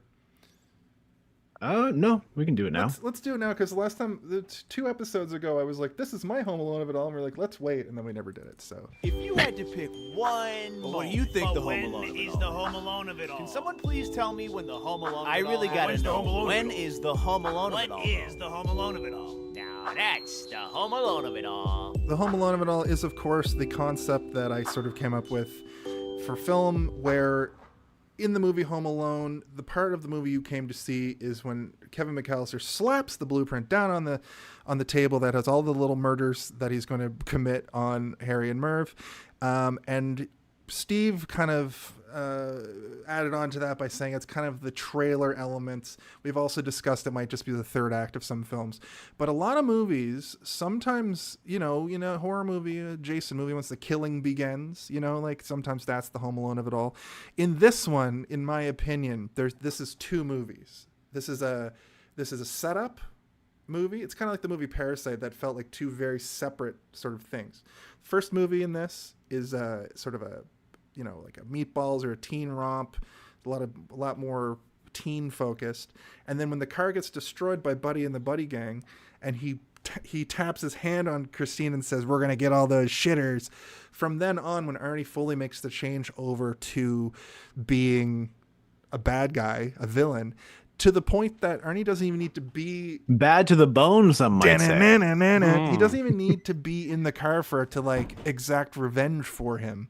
I think this is that very distinct. Well, I think that she's taking revenge for herself, not for him. Interesting. I think it's, in my opinion, I like what you're saying. I read it up until you gave me that information. I read it as it was exacting revenge for him because he put the love into it. But you're right, they do. I mean, in a way, she's taking revenge for Arnie as well. But I would say it's more personal. It's true. Now that we've talked about that scene where it gets destroyed by the Buddy gang. I keep calling them that because that's what they're called in my head. Buddy and the Bully Gang. Buddy and the Bully Boys. I read that whole sequence as an essay in a like a really gross, even though it's a car, it's an inanimate object. What do you laugh? Oh. How did you get that so fast? Where'd that come from? Oh my god. If you're listening to the audio Jeez. episode, go on over to YouTube and watch. It's funny because you had the exact reaction that I had when that happened last time, which was like, why are you laughing? You're trying to get a point across, and everyone start laughing, and no one knows why. Yeah. I believe, Steve, you said, when you do that, it sounds like you're laughing at. Yeah, And I had no, you didn't get it indignified enough. You know that when you laugh when I'm talking, I think you're laughing at me, right? Yeah. Well, all of our feelings are hurt. Where did you get that from? I just found a license plate generator online. Fantastic. Do you guys I'm have getting any, warm from that. do you guys have anything to add to, like, if you want to talk about a later part of the movie for your Home Alone of it all, or whatever, feel free. This is the segment for the Home Alone of it all. Yeah, I mean, it's just once. It's when the revenge plot really ramps up, right? Yeah. I think we're all in agreement that pretty. Yeah, it's definitely the turning point for that. For me, it's the first time you hear the word shitter, to be honest. That's where it really, it starts to cook for me there. That's what I came to see, is them saying shitter constantly. No, I agree. I think Christine, like, reconstituting herself is definitely the Home Alone of it all. Yeah, for me, for sure. When you realize, they're bonded now, because I think he says, "Show me," right? Yeah, right before he does. She Autobots roll out. Yeah, and it's like, and it's subtle at first because I think it's like the one of the headlights is out or whatever, and then they're both on. Yeah, it's part of the like, engine. oh, it's yeah. It's like, oh, right, the engine part is the first really. Yeah, it's so well shot, and I mean, it's not a really hard gag to figure out how they did it, but it looks so cool. Yeah, like, for sure.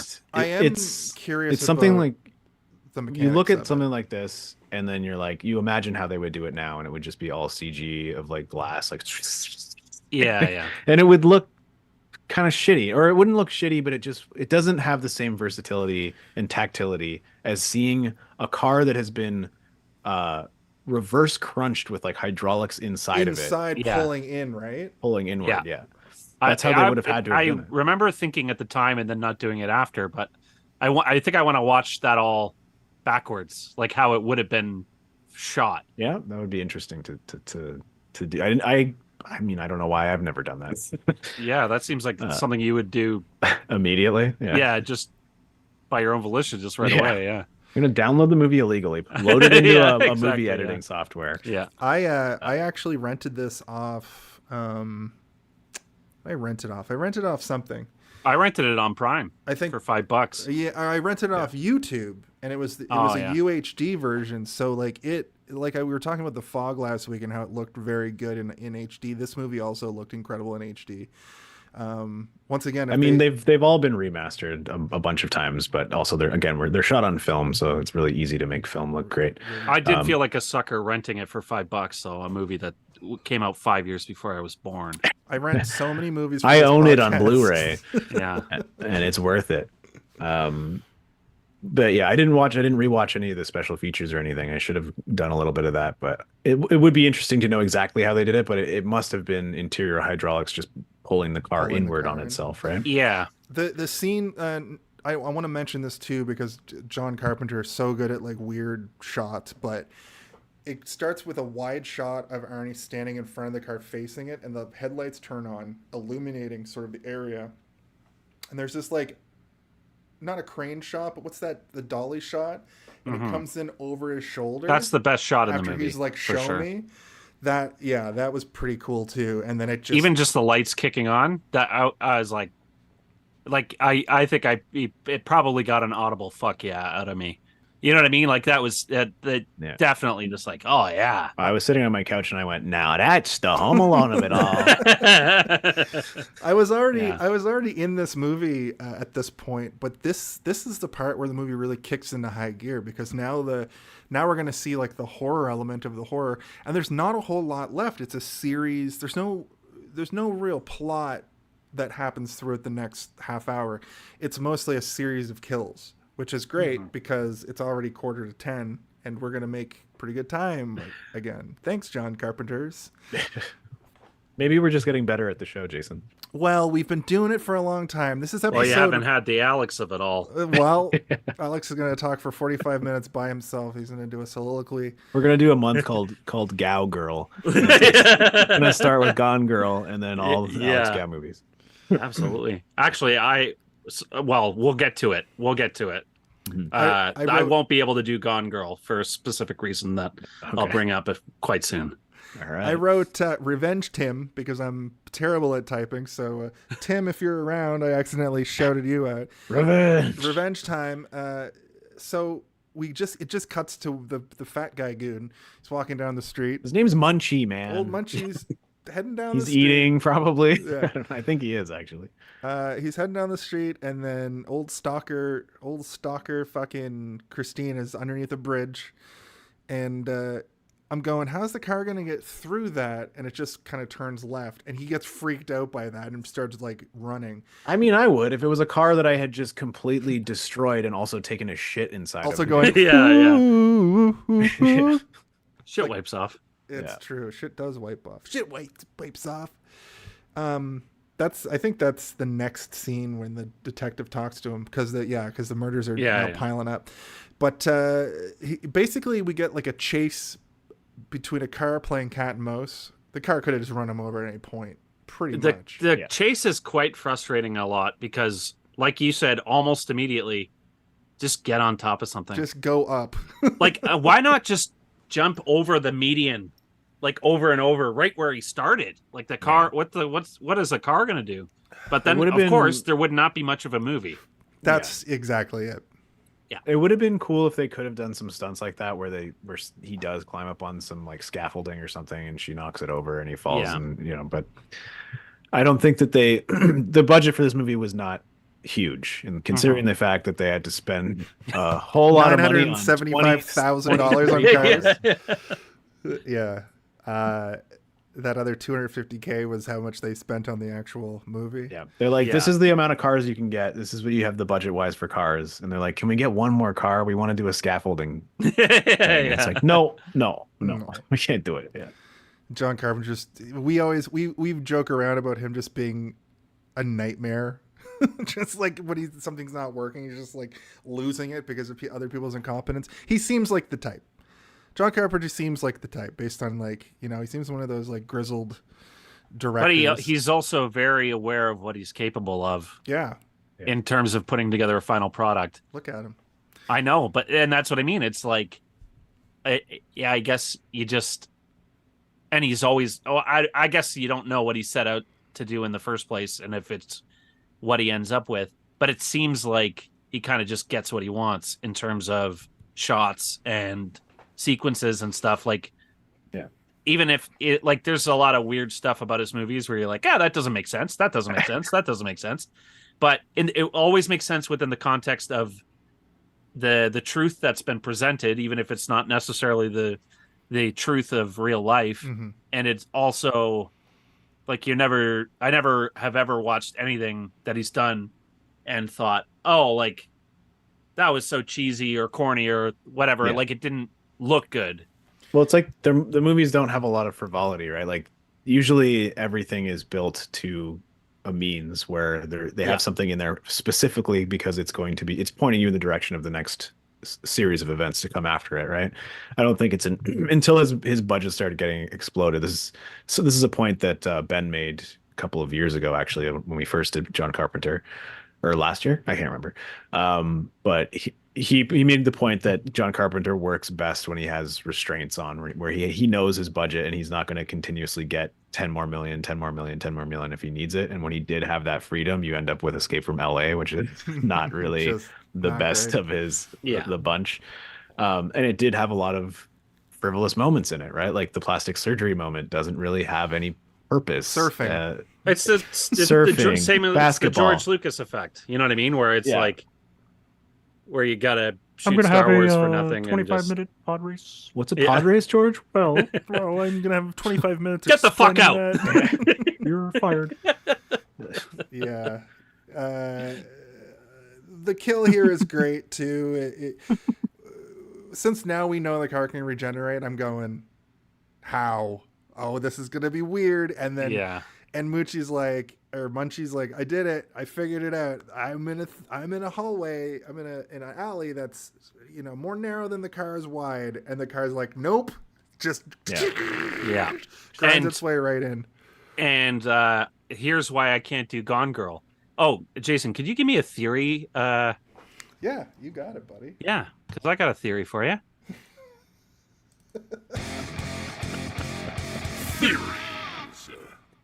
You shitters are trying to pigeonhole me here, okay? Because I've been on one episode. This is my second episode, and both movies, and they're the only two movies I've ever seen that have someone be bisected by a car. Oh, I saw that scene. I saw that scene, and I'm like, is this all I am? Is this what I am to you? Am I here only to analyze people getting cut in half by cars? Does that happen in Gone Girl? No, that's why I can't do Gone Girl. By your perverted logic. We have to find a third movie where you have to. So as soon as you do like Cars 7 or whatever, it goes off the rails. I was gonna say we already did, or we could do. Fuck. I was gonna say we could do Ferrari. Does someone get bisected in that? He bisects like a whole crowd of people at the end of the movie. Shit! It's based on the real accident that happened. Well, sorry, I'm not well versed in car crashes. Car crashes. Famous car accidents where people are bisected. Recent real review this summer when we fucking have Alex back on for Ferrari, I guess. Yeah, exactly. Yeah. We already did Starship Troopers. If we're just going bisection, and that doesn't have to be cars. Yeah, Bone Tomahawk has a bisection, but it's the other way.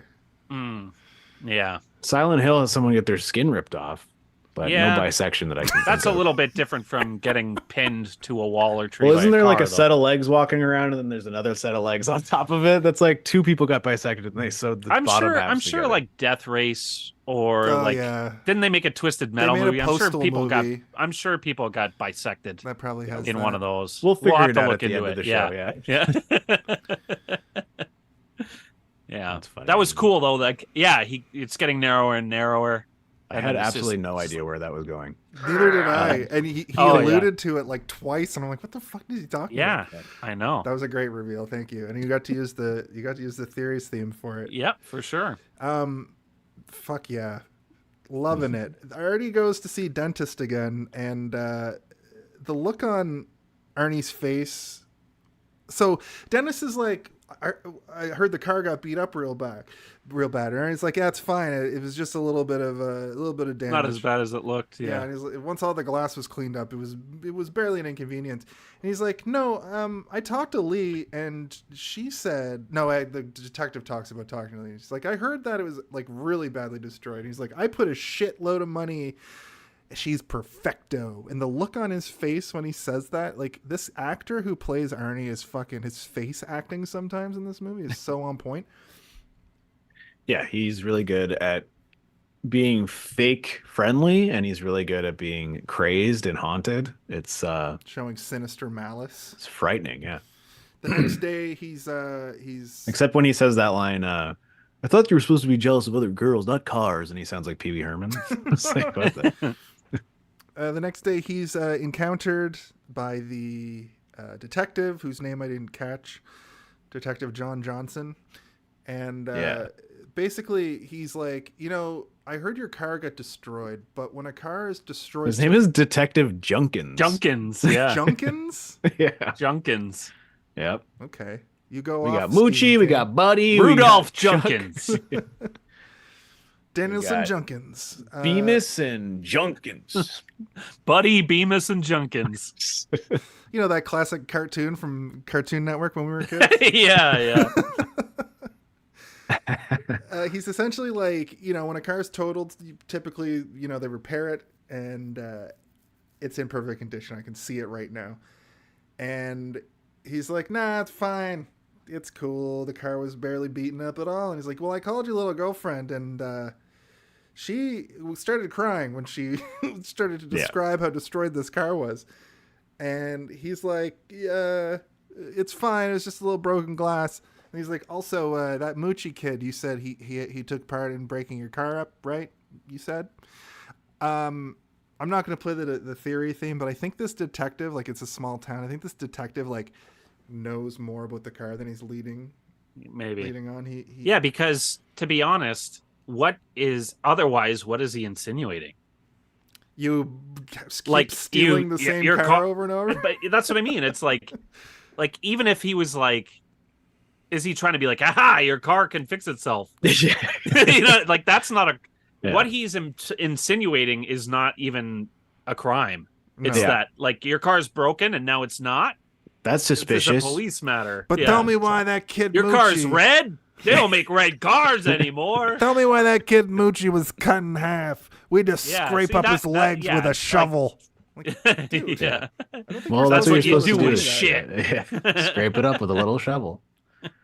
And that's when Arnie calls up Leigh, and we get the little incel behavior where he's like, I love you. And she's like, I never want to see you again. He's like, you bitch.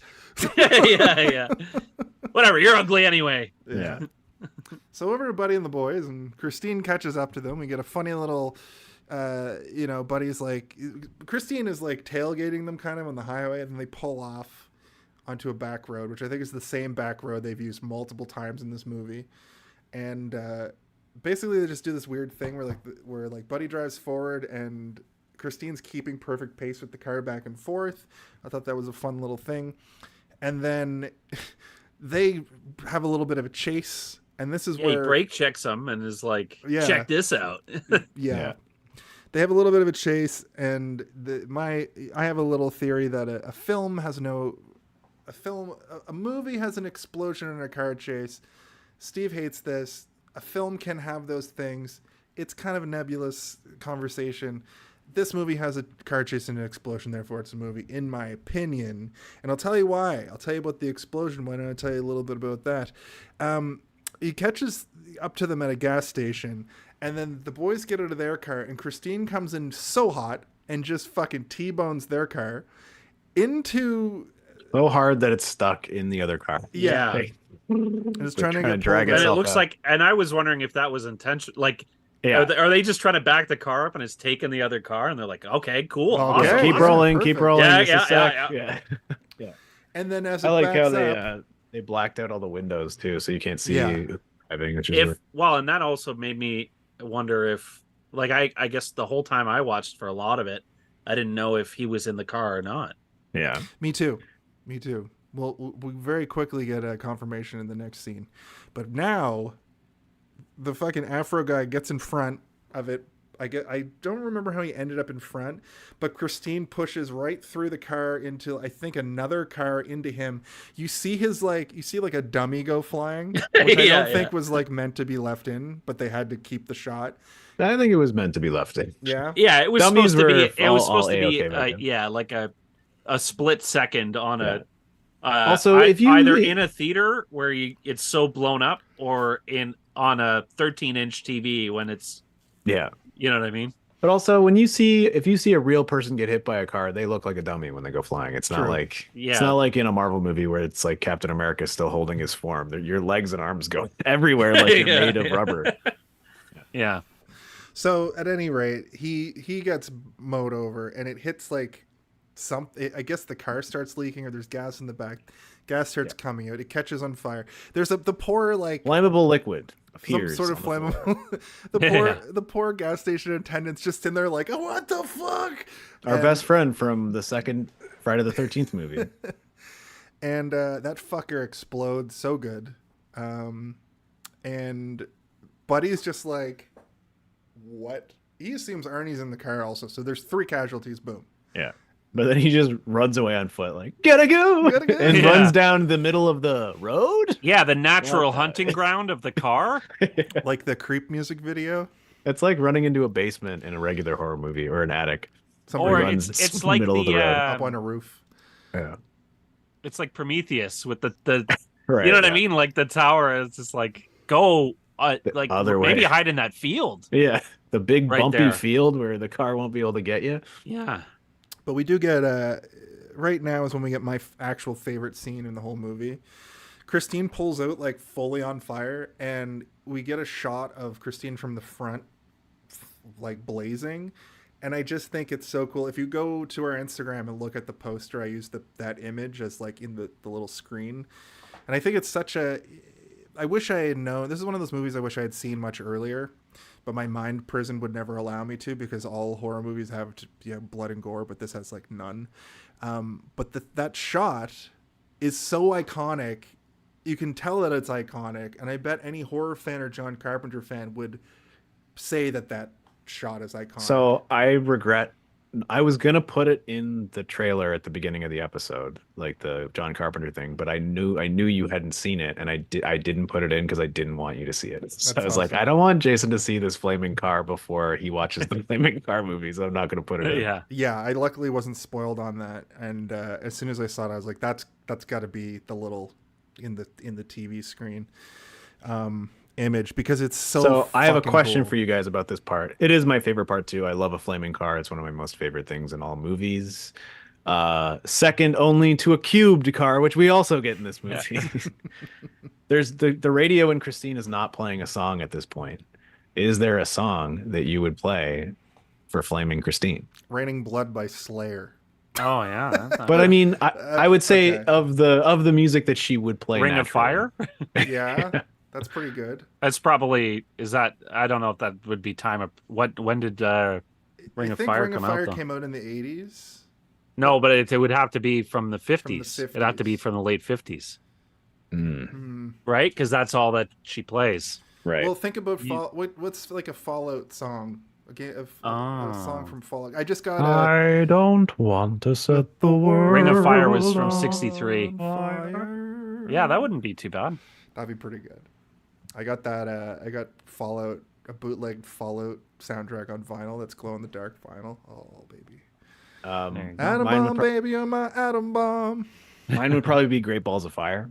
That's fucking pretty good. That is right. Yeah. 1957. Thank you for making us look so stupid for about 45 seconds while you already had that one in the chamber. Yeah.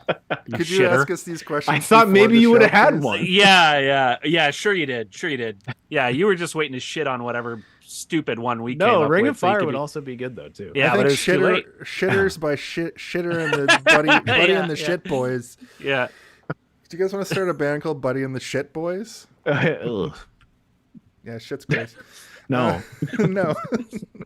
So anyway, it rides his ass down the road and then it fucking straight up runs over him, and he's on fire too, which know, this car, it has paranormal fire abilities. I don't think any of that. The Ghost Rider of it all. Yeah.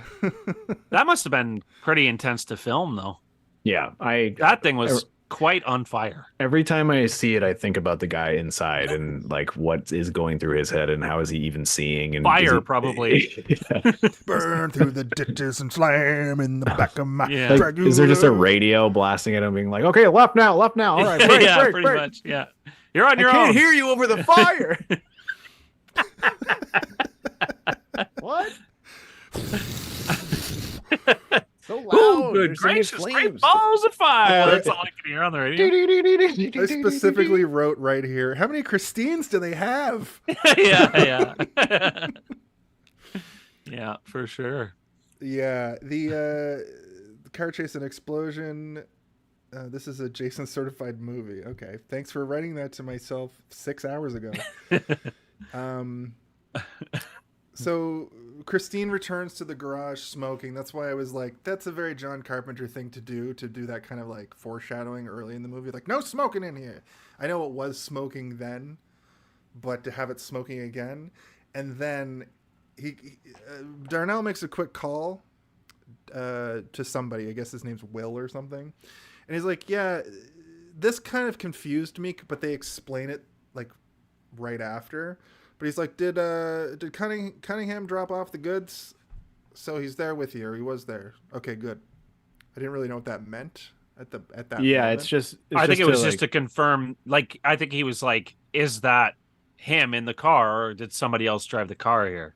Yeah. Yeah, but he's like, got my Cadillac, right, or whatever. Yeah. There, he grabs a shotgun. He's like, something's not right. And Well, because I mean, he also knows about the car getting destroyed Right. previously, right? So he's like, okay, so these fuckers are messing with his car again, so I'm gonna go take care of business. Yeah. yeah, and we confirm the car is empty. He gets in the car and he gets like enthralled by the car for a moment, because I think that this car has some sort of, possession ability. And then the rumble seat just starts moving forward slowly, and he gets bisected probably, Yeah, he might. or at least He very crushed well against might. crushed against the steering wheel. That seems like that could just happen to that guy anyway. How's he gone this far in life? Yeah. He never leaves that garage. Yeah. He's like, I knew I shouldn't have left the movie theater tonight. This guy is so ride or die, eh? Like, it's just like the car shows up and he's like, "Hey, I think that kid has my car." He's like, "Better get my gun." Yeah, my Like, don't shotgun. Hey, don't expect much. I'll only give you free shit. I'll give you money, and I'll kill anyone that gets in our way. And I'll risk my life for you. It'll be the parental figure you never had. Yeah. Because you come Actually, from... not even I'll risk my life for you. I'll risk my life for your car. Yeah, exactly. Yeah. I'll spend life in prison potentially if these Kill kids are all fucking shitters. with you again. Kill all shitters. Let's make shirts that say "kill all shitters." I'm gonna confuse a whole new generation of people. Yeah. So he gets crushed. Arnie shows up the next morning to find the police at the garage. The car's in pristine condition again.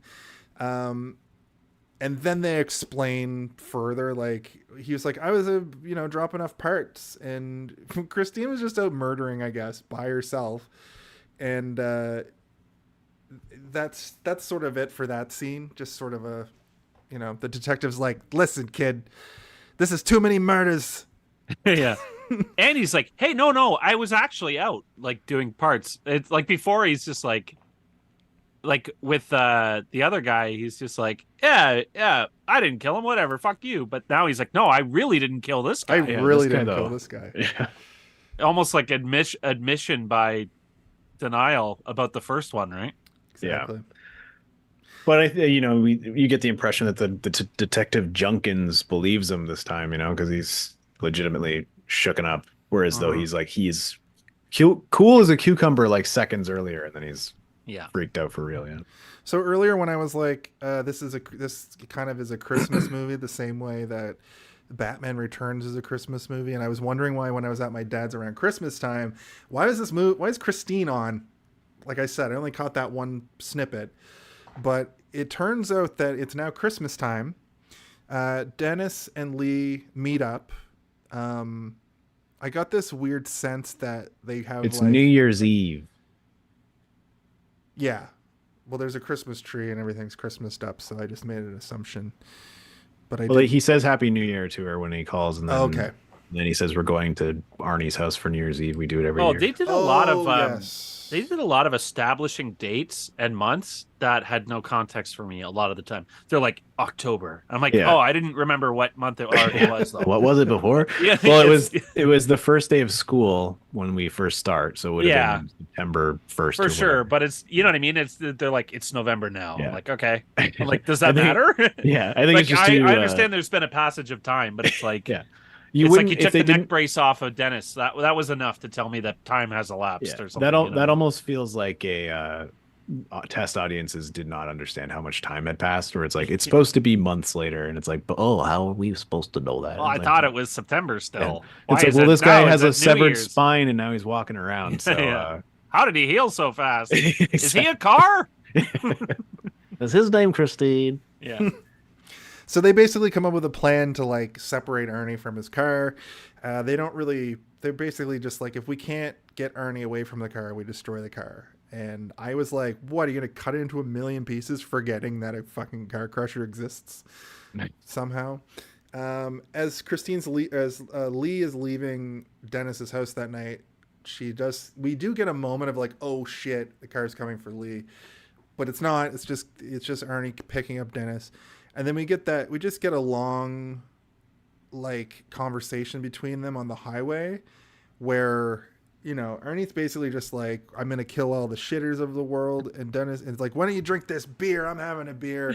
Yeah, you like beer, don't you? Beer, don't you? I recall correctly, you love that specific brand of beer. Drinking and Driving, Toast to the Shitters of the World, 1979. Our second movie in 2 weeks where drinking and driving is advocated full force. Yeah, just do it. At least in this situation, like he's not really controlling. It's a self-driving car. Yeah. Like when we have self-driving cars that are like all completely like you can get in that car drunk. You could. It's basic. Christine is like an Uber that lives under the hood instead of the driver's seat. In the future, everybody will drive drunk because it'll all be autonomous. Yeah. Dennis is super freaked out. Arnie is just like uttering threats, being a maniac. All of them are shitters.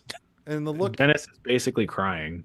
Yeah. It's like, oh, please, I don't want to die. It's like, we got me the wrong beer. You get the scene that happens. Well, he's crying because he's worried about his best friend, you insensitive monsters. Oh, I thought that the fact that he goes onto the wrong side of the road for a minute. Yeah. But the look on Arnie's face during this, like his crazy faces are good. Did that actor go on to do anything else? Not really. Nothing of note. TV and stuff. TV. He looks weird. Now I googled the cast. He looks weird, man. He looks the same, but like something happened.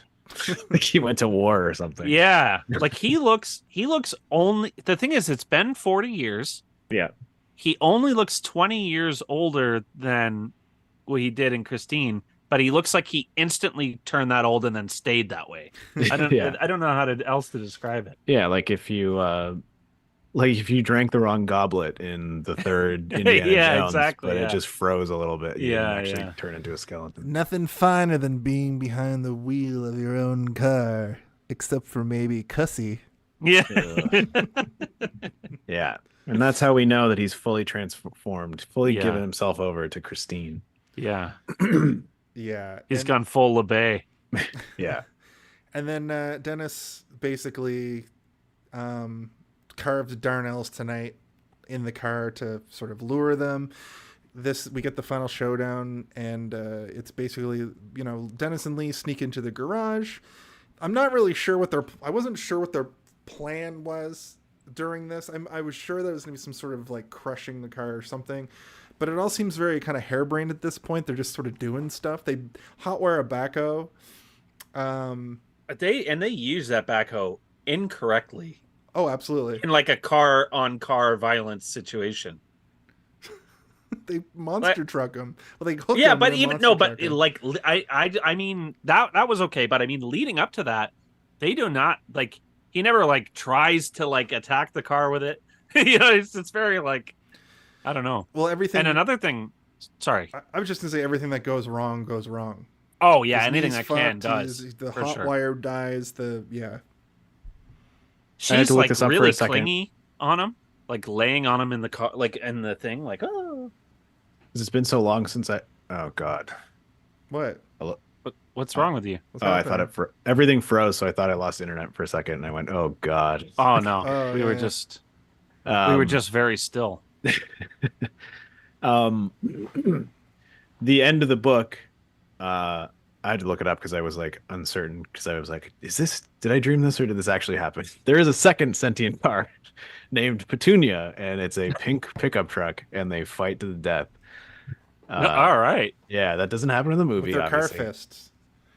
Yeah, they couldn't find 40 pink pickups in order to add that in. So, yeah, is it a pickup truck? It might be like a truck, like Petunia, like an 18-wheeler. I can't remember. Let me look it up quickly. Optimus Prime situation. One thing I got a kick out of sometimes. I try to when I watch stuff, I try not to think too much about it. I try to just consume it and absorb it and take it at face value, and it's like, okay, this is what they're telling you happened. That's what happened. I guess in looking through it in the lens of having to talk about it and be a bit more analytical, I found myself sometimes thinking about things that happened before what were shown. And Christine emerges from a pile of boxes And I was thinking, did Christine put the boxes on Christine, or did Arnie start? Yeah. You know what I mean? Like piling, like, oh, I'll show you Darnell's tonight. This is gonna like, be sick. Builds like a box for it, and these shitters are gonna shit themselves. I think it's what you're saying. I think it was Arnie probably, but the same thing happens to me, especially knowing I'm going to be talking about it later. I want to be kind of funny. I want to be a little bit insightful, and I kind of get lost in the sauce a bit in a similar way. But I think that has an answer, and I think it's the first thing you said. I think Arnie was in there beforehand, like, I'll show you. yeah. But it's like, he's like, you know what I mean, going around like a gorilla, grabbing boxes, like I even dumping stuff out of boxes so that he can use them. Like there's just piles of shit everywhere. yeah. There's a bunch of receipts in the corner. I even wrote down Christine was hiding. Holy shit. Yeah. So, Dennis sort of blocks Leigh. Like Christine starts to go after Leigh. Leigh gets kind of blocked against the wall, like not held to the wall, but blocked in, so Christine can't get at Leigh, and Christine is like ruthlessly trying to get at her. Smashes over and over. And then, did you guys notice that the front of the car all smashed looked like teeth?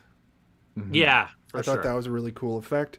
There's also one thing that I think it might have been what we're talking about earlier, like something that happened and got left in, was as it's backing up, the right side of like the trunk fender was kind of shaking in like kind of an eerie way.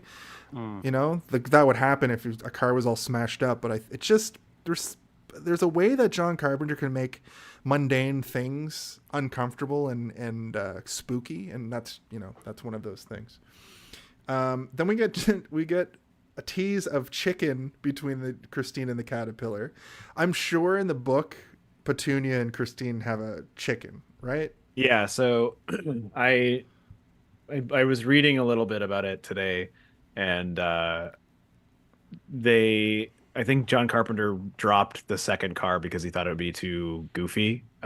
Even though he was trying to go for a more lighthearted vibe, he decided it would be better if we had a backhoe come in here and crunch the car instead. Yeah, and give Dennis maybe some more agency in the finale. Yeah, and also having a second sentient car is like, what world is this? Yeah, how many of these cars are there? Yeah. And what do they have an equally ambiguous beginning, cold open where Petunia's like saving kids from a burning orphanage? You know what I mean? Like the anti-Christine origin story. Yeah. Drives underneath a tree and a cat jumps down into the. yeah, exactly. Yeah. Pissers. Oh, somebody's drowning and it's smokestack leans into the water to help them out. Or just drives into the lake and then drives up the other side. It's a bunch of drowning people in the back. A bunch of drowning people, whole boat, whole yacht. Yeah. An entire third grade class of kids is in the bed of the truck. Thanks, Petunia. All to like do up, shooby dooby. Yeah. Someone finds Petunia's rotted out, like in a similar situation, and then one of the crazy old man comes out. Is like, the guy who owned that car, he saved 60 single mothers in that truck. Yeah. He was a doctor and most eligible bachelor, and also was a war veteran. Yeah. Vehement pro-choice activist. He's actually right over there right now. Yeah. He's the reason we changed our school mascot to something less racist. He also fought for gay rights. Yeah. And was the first out gay car. Yeah. And I'm not even going to sell you this car. You can just have it for free. Here's the keys. Exactly. Yeah. You would have wanted it that way. Yeah. So you're not a shitter, are you? You're not a shitter, are you? So Arnie, Leigh runs into the office in the place, the garage. The car is like hell bent on killing Leigh. Crashes into the little office. Arnie goes flying out the front. I'm like, oh, that's just how they're gonna kill Arnie, or maybe they're not. Maybe he's gonna survive this. Nope, he fucking has the biggest piece very of glass. Unceremonious, and he even like, which I thought was really brutal. And she takes like maybe a second's glance at him and runs out. Arnie! Arnie's dead. Yeah. He's like, I'm not dead. Yeah, I'm just really badly he could have hurt. survived that. You Like, call an ambulance now, I'll survive. yeah. I don't think it hit any vital organs. Yeah. I'm just bleeding a lot. So Yeah. much. If somebody could please just help. Stabbed to shit is what I wrote. Yeah. I'm still not at this point in the movie. I'm like, what is the play with this backhoe? I also wrote earlier when they got there, it seemed like they started doing stuff. I thought they were gonna Home Alone this car. I thought they were gonna set up a series of traps for this car. Yeah, it seemed like they were gonna have some kind of like something was gonna fall on it that they had set up or something. But they're like, okay, we got the backhoe in there. That should do it. Yes, and then they're like, work, okay, well, any time now we'll use this. Sales almost How fast does this thing go? I don't know. Miles an hour. Never used one before. The car can push over 100 miles per hour. Oh, and again with the security of this place, they're like, it's like shut down due to because of the police department or whatever, and it's like just that went like the cops didn't like lock a window. Yeah. No, they're like, fuck it. No kids are gonna sneak in here. Yeah, kids don't I guess sneak so. in places. It's the 70s. Yeah, that doesn't come till at least 1980. Yeah. The car plays "I'll Love You Forever" in mourning. I didn't notice that the headlights dim. That's fucking great touch.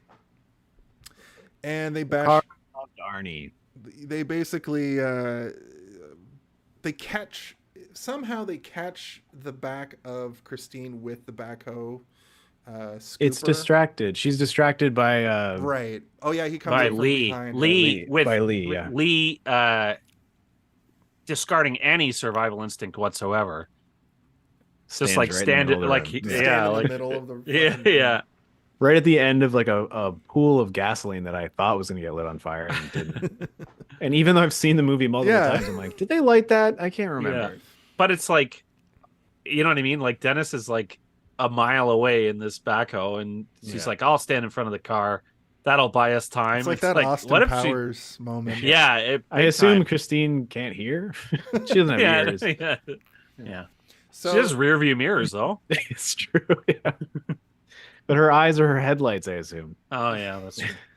We get an interesting take on the serial killer horror movie trope where the hand comes up through the rubble or whatever, where the car is getting like chomped from the back by the backhoe.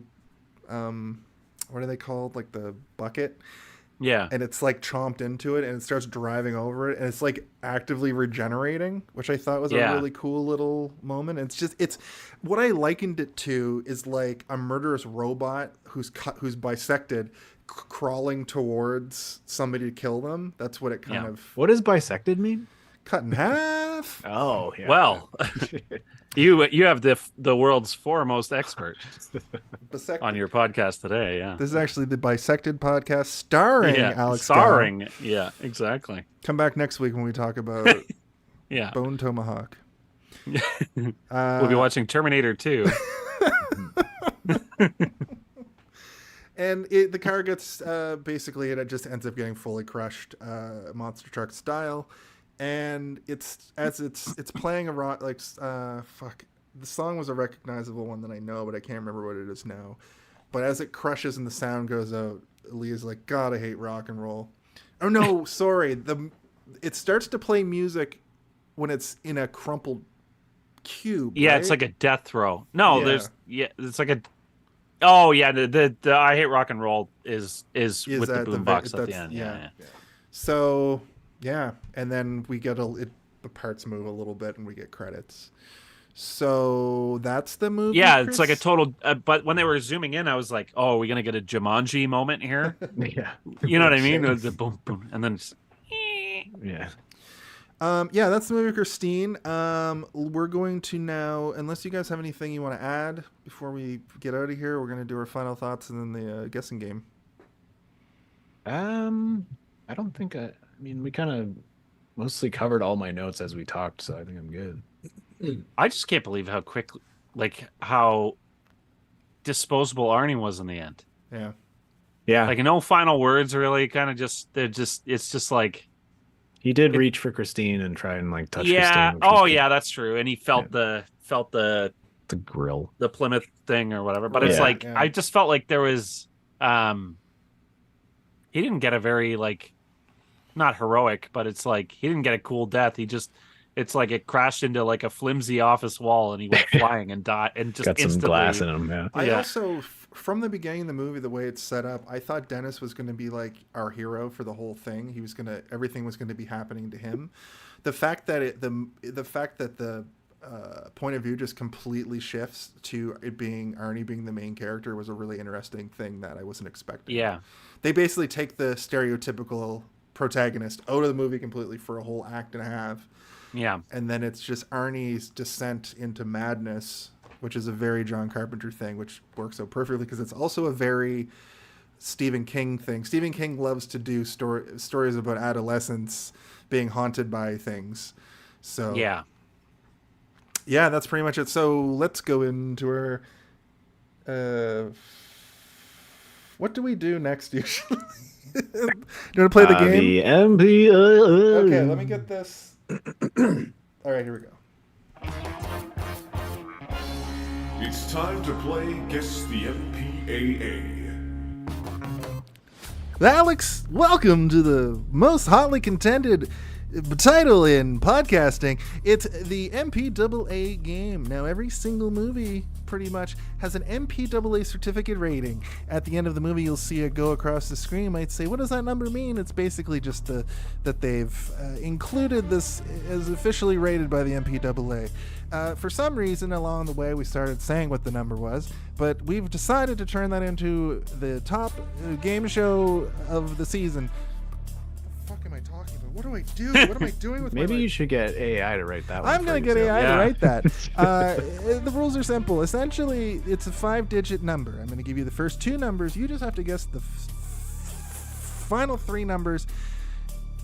You each have 2 guesses. The first 2 numbers this week are as follows. 2, 7. Alex, you're up first to guess. Oh, if the first 2 are 2, 7, the final 3 are obviously 9, 5, 2. Much, much, much lower, Steve. 27150. Lower. Alex, your final guess. I'm gonna go 065. Steve, your final guess. Higher. 82. The MPAA, everyone. The MPAA. The Wow. MPA certificate rating for this movie is 27135. 135. Oh. You were close. Getting That was closer and close. closer. I should make you guys have to fucking do all 5 and get 3 guesses. Close, but no shitar.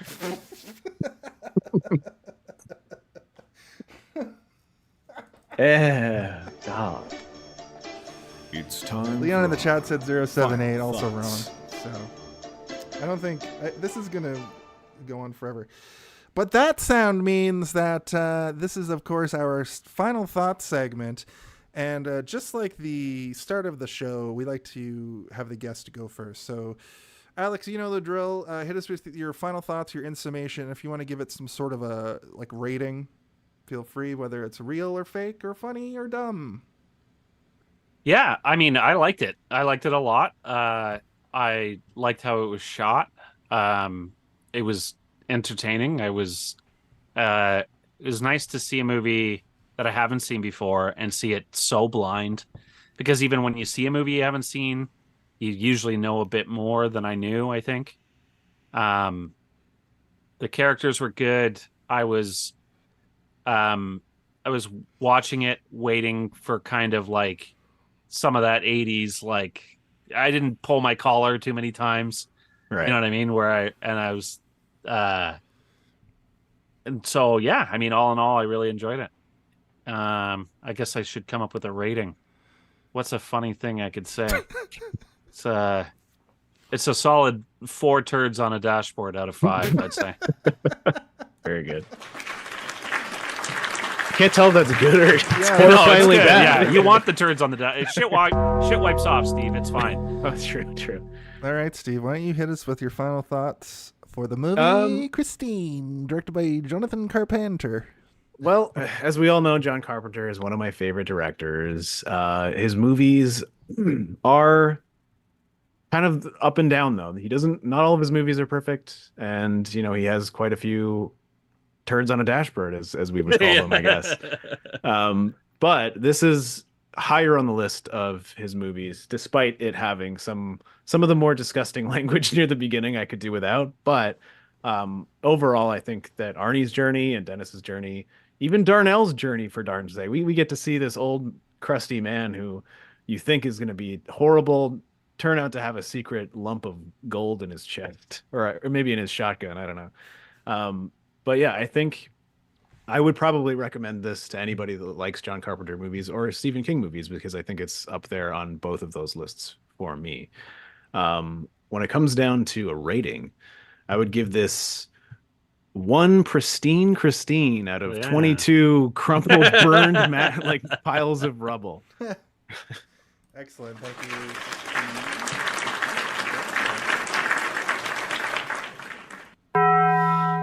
This is easily my favorite John Carpenter movie. Wow. And one of my favorite movies we've ever covered for the show. John Carpenter took Stephen King's story and used his expert practical effects skills, scoreability, and great cinematography to make something truly different and unforgettable. I was captivated from start to finish, and despite the 2-hour runtime, I didn't feel like it dragged or had much wasted motion. I think they may have spent a little too much time building up the school element, but that sort of makes it feel like 2 separate movies in one. The last 50 minutes of this are hit after hit of exciting action and some pretty amazing visuals. I give this movie a 4.3 out of 5. I also give this movie a fresh paint job anytime there's a nick or scratch. Yeah. And because I'm a narcissist, claps for me.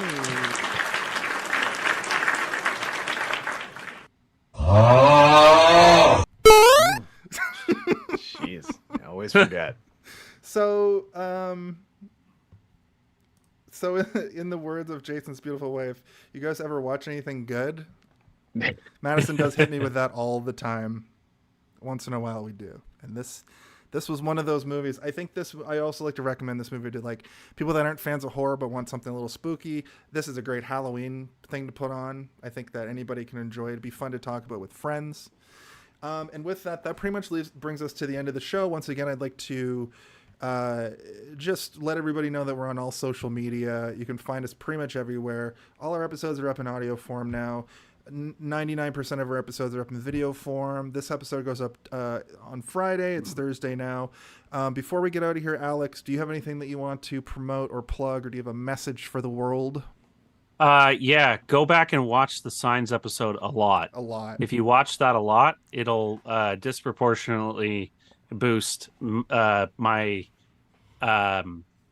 apparent appeal to be on the podcast, and I'll be asked back swiftly. It's true. Also, yeah, if you have any movies where people get bisected by cars, just please, send them to us on TikTok. Yeah, I need them so bad. Yeah, it's all I got. I really need them.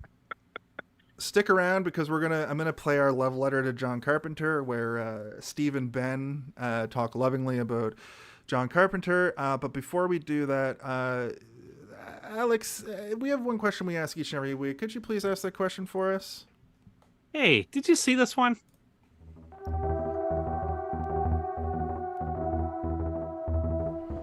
You have to keep in mind that being a director doesn't mean that you're making what you want to make. More often than not, as a director, you're an employee working for the producer, and you're doing what they want in your style as they see fit.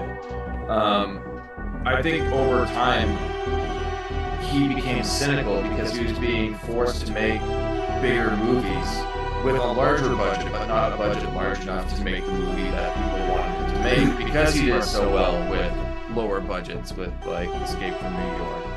I think if you want a John Carpenter film to be successful, give him the minimal amount of money that he needs to tell the story that he wants, that he's happy with, and give it a wider release.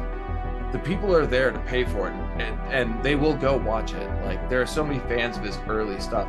It's as his budgets expanded, as the expectations grew to be blockbusters, to be crazy action films. He's not an action director. He's a drama, he's a horror director. So when you're expecting multi-million-dollar box office results from somebody who's not specialized in doing what you're expecting them to draw, what do you think is going to happen? Just let him do what he's good at, give it a wider release. In the end, it's going to be cheaper, and you're going to see a bigger profit off of it. I think that he also sort of became disillusioned by the fact that, you know, he's very creative. He has a good understanding of how to like put a person on screen, and is responsible for several people becoming really famous in their careers.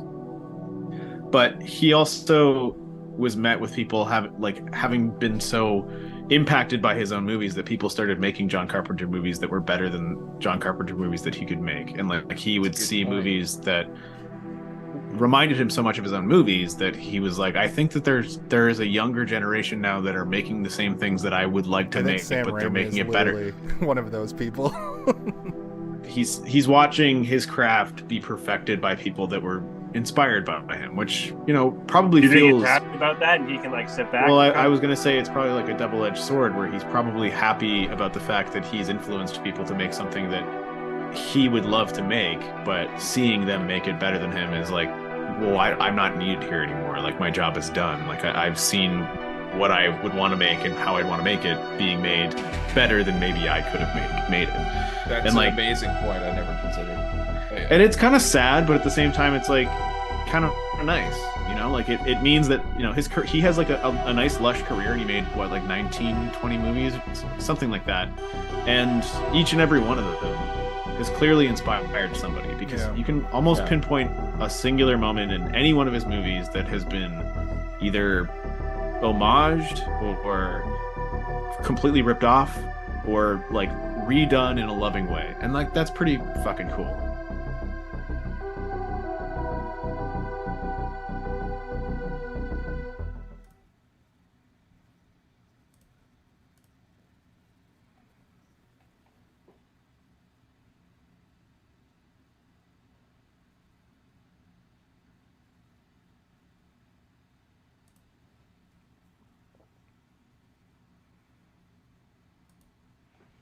Well, that's our show for this week. Yeah. What are we, Steve? Yeah. Shitters. A couple of shitters?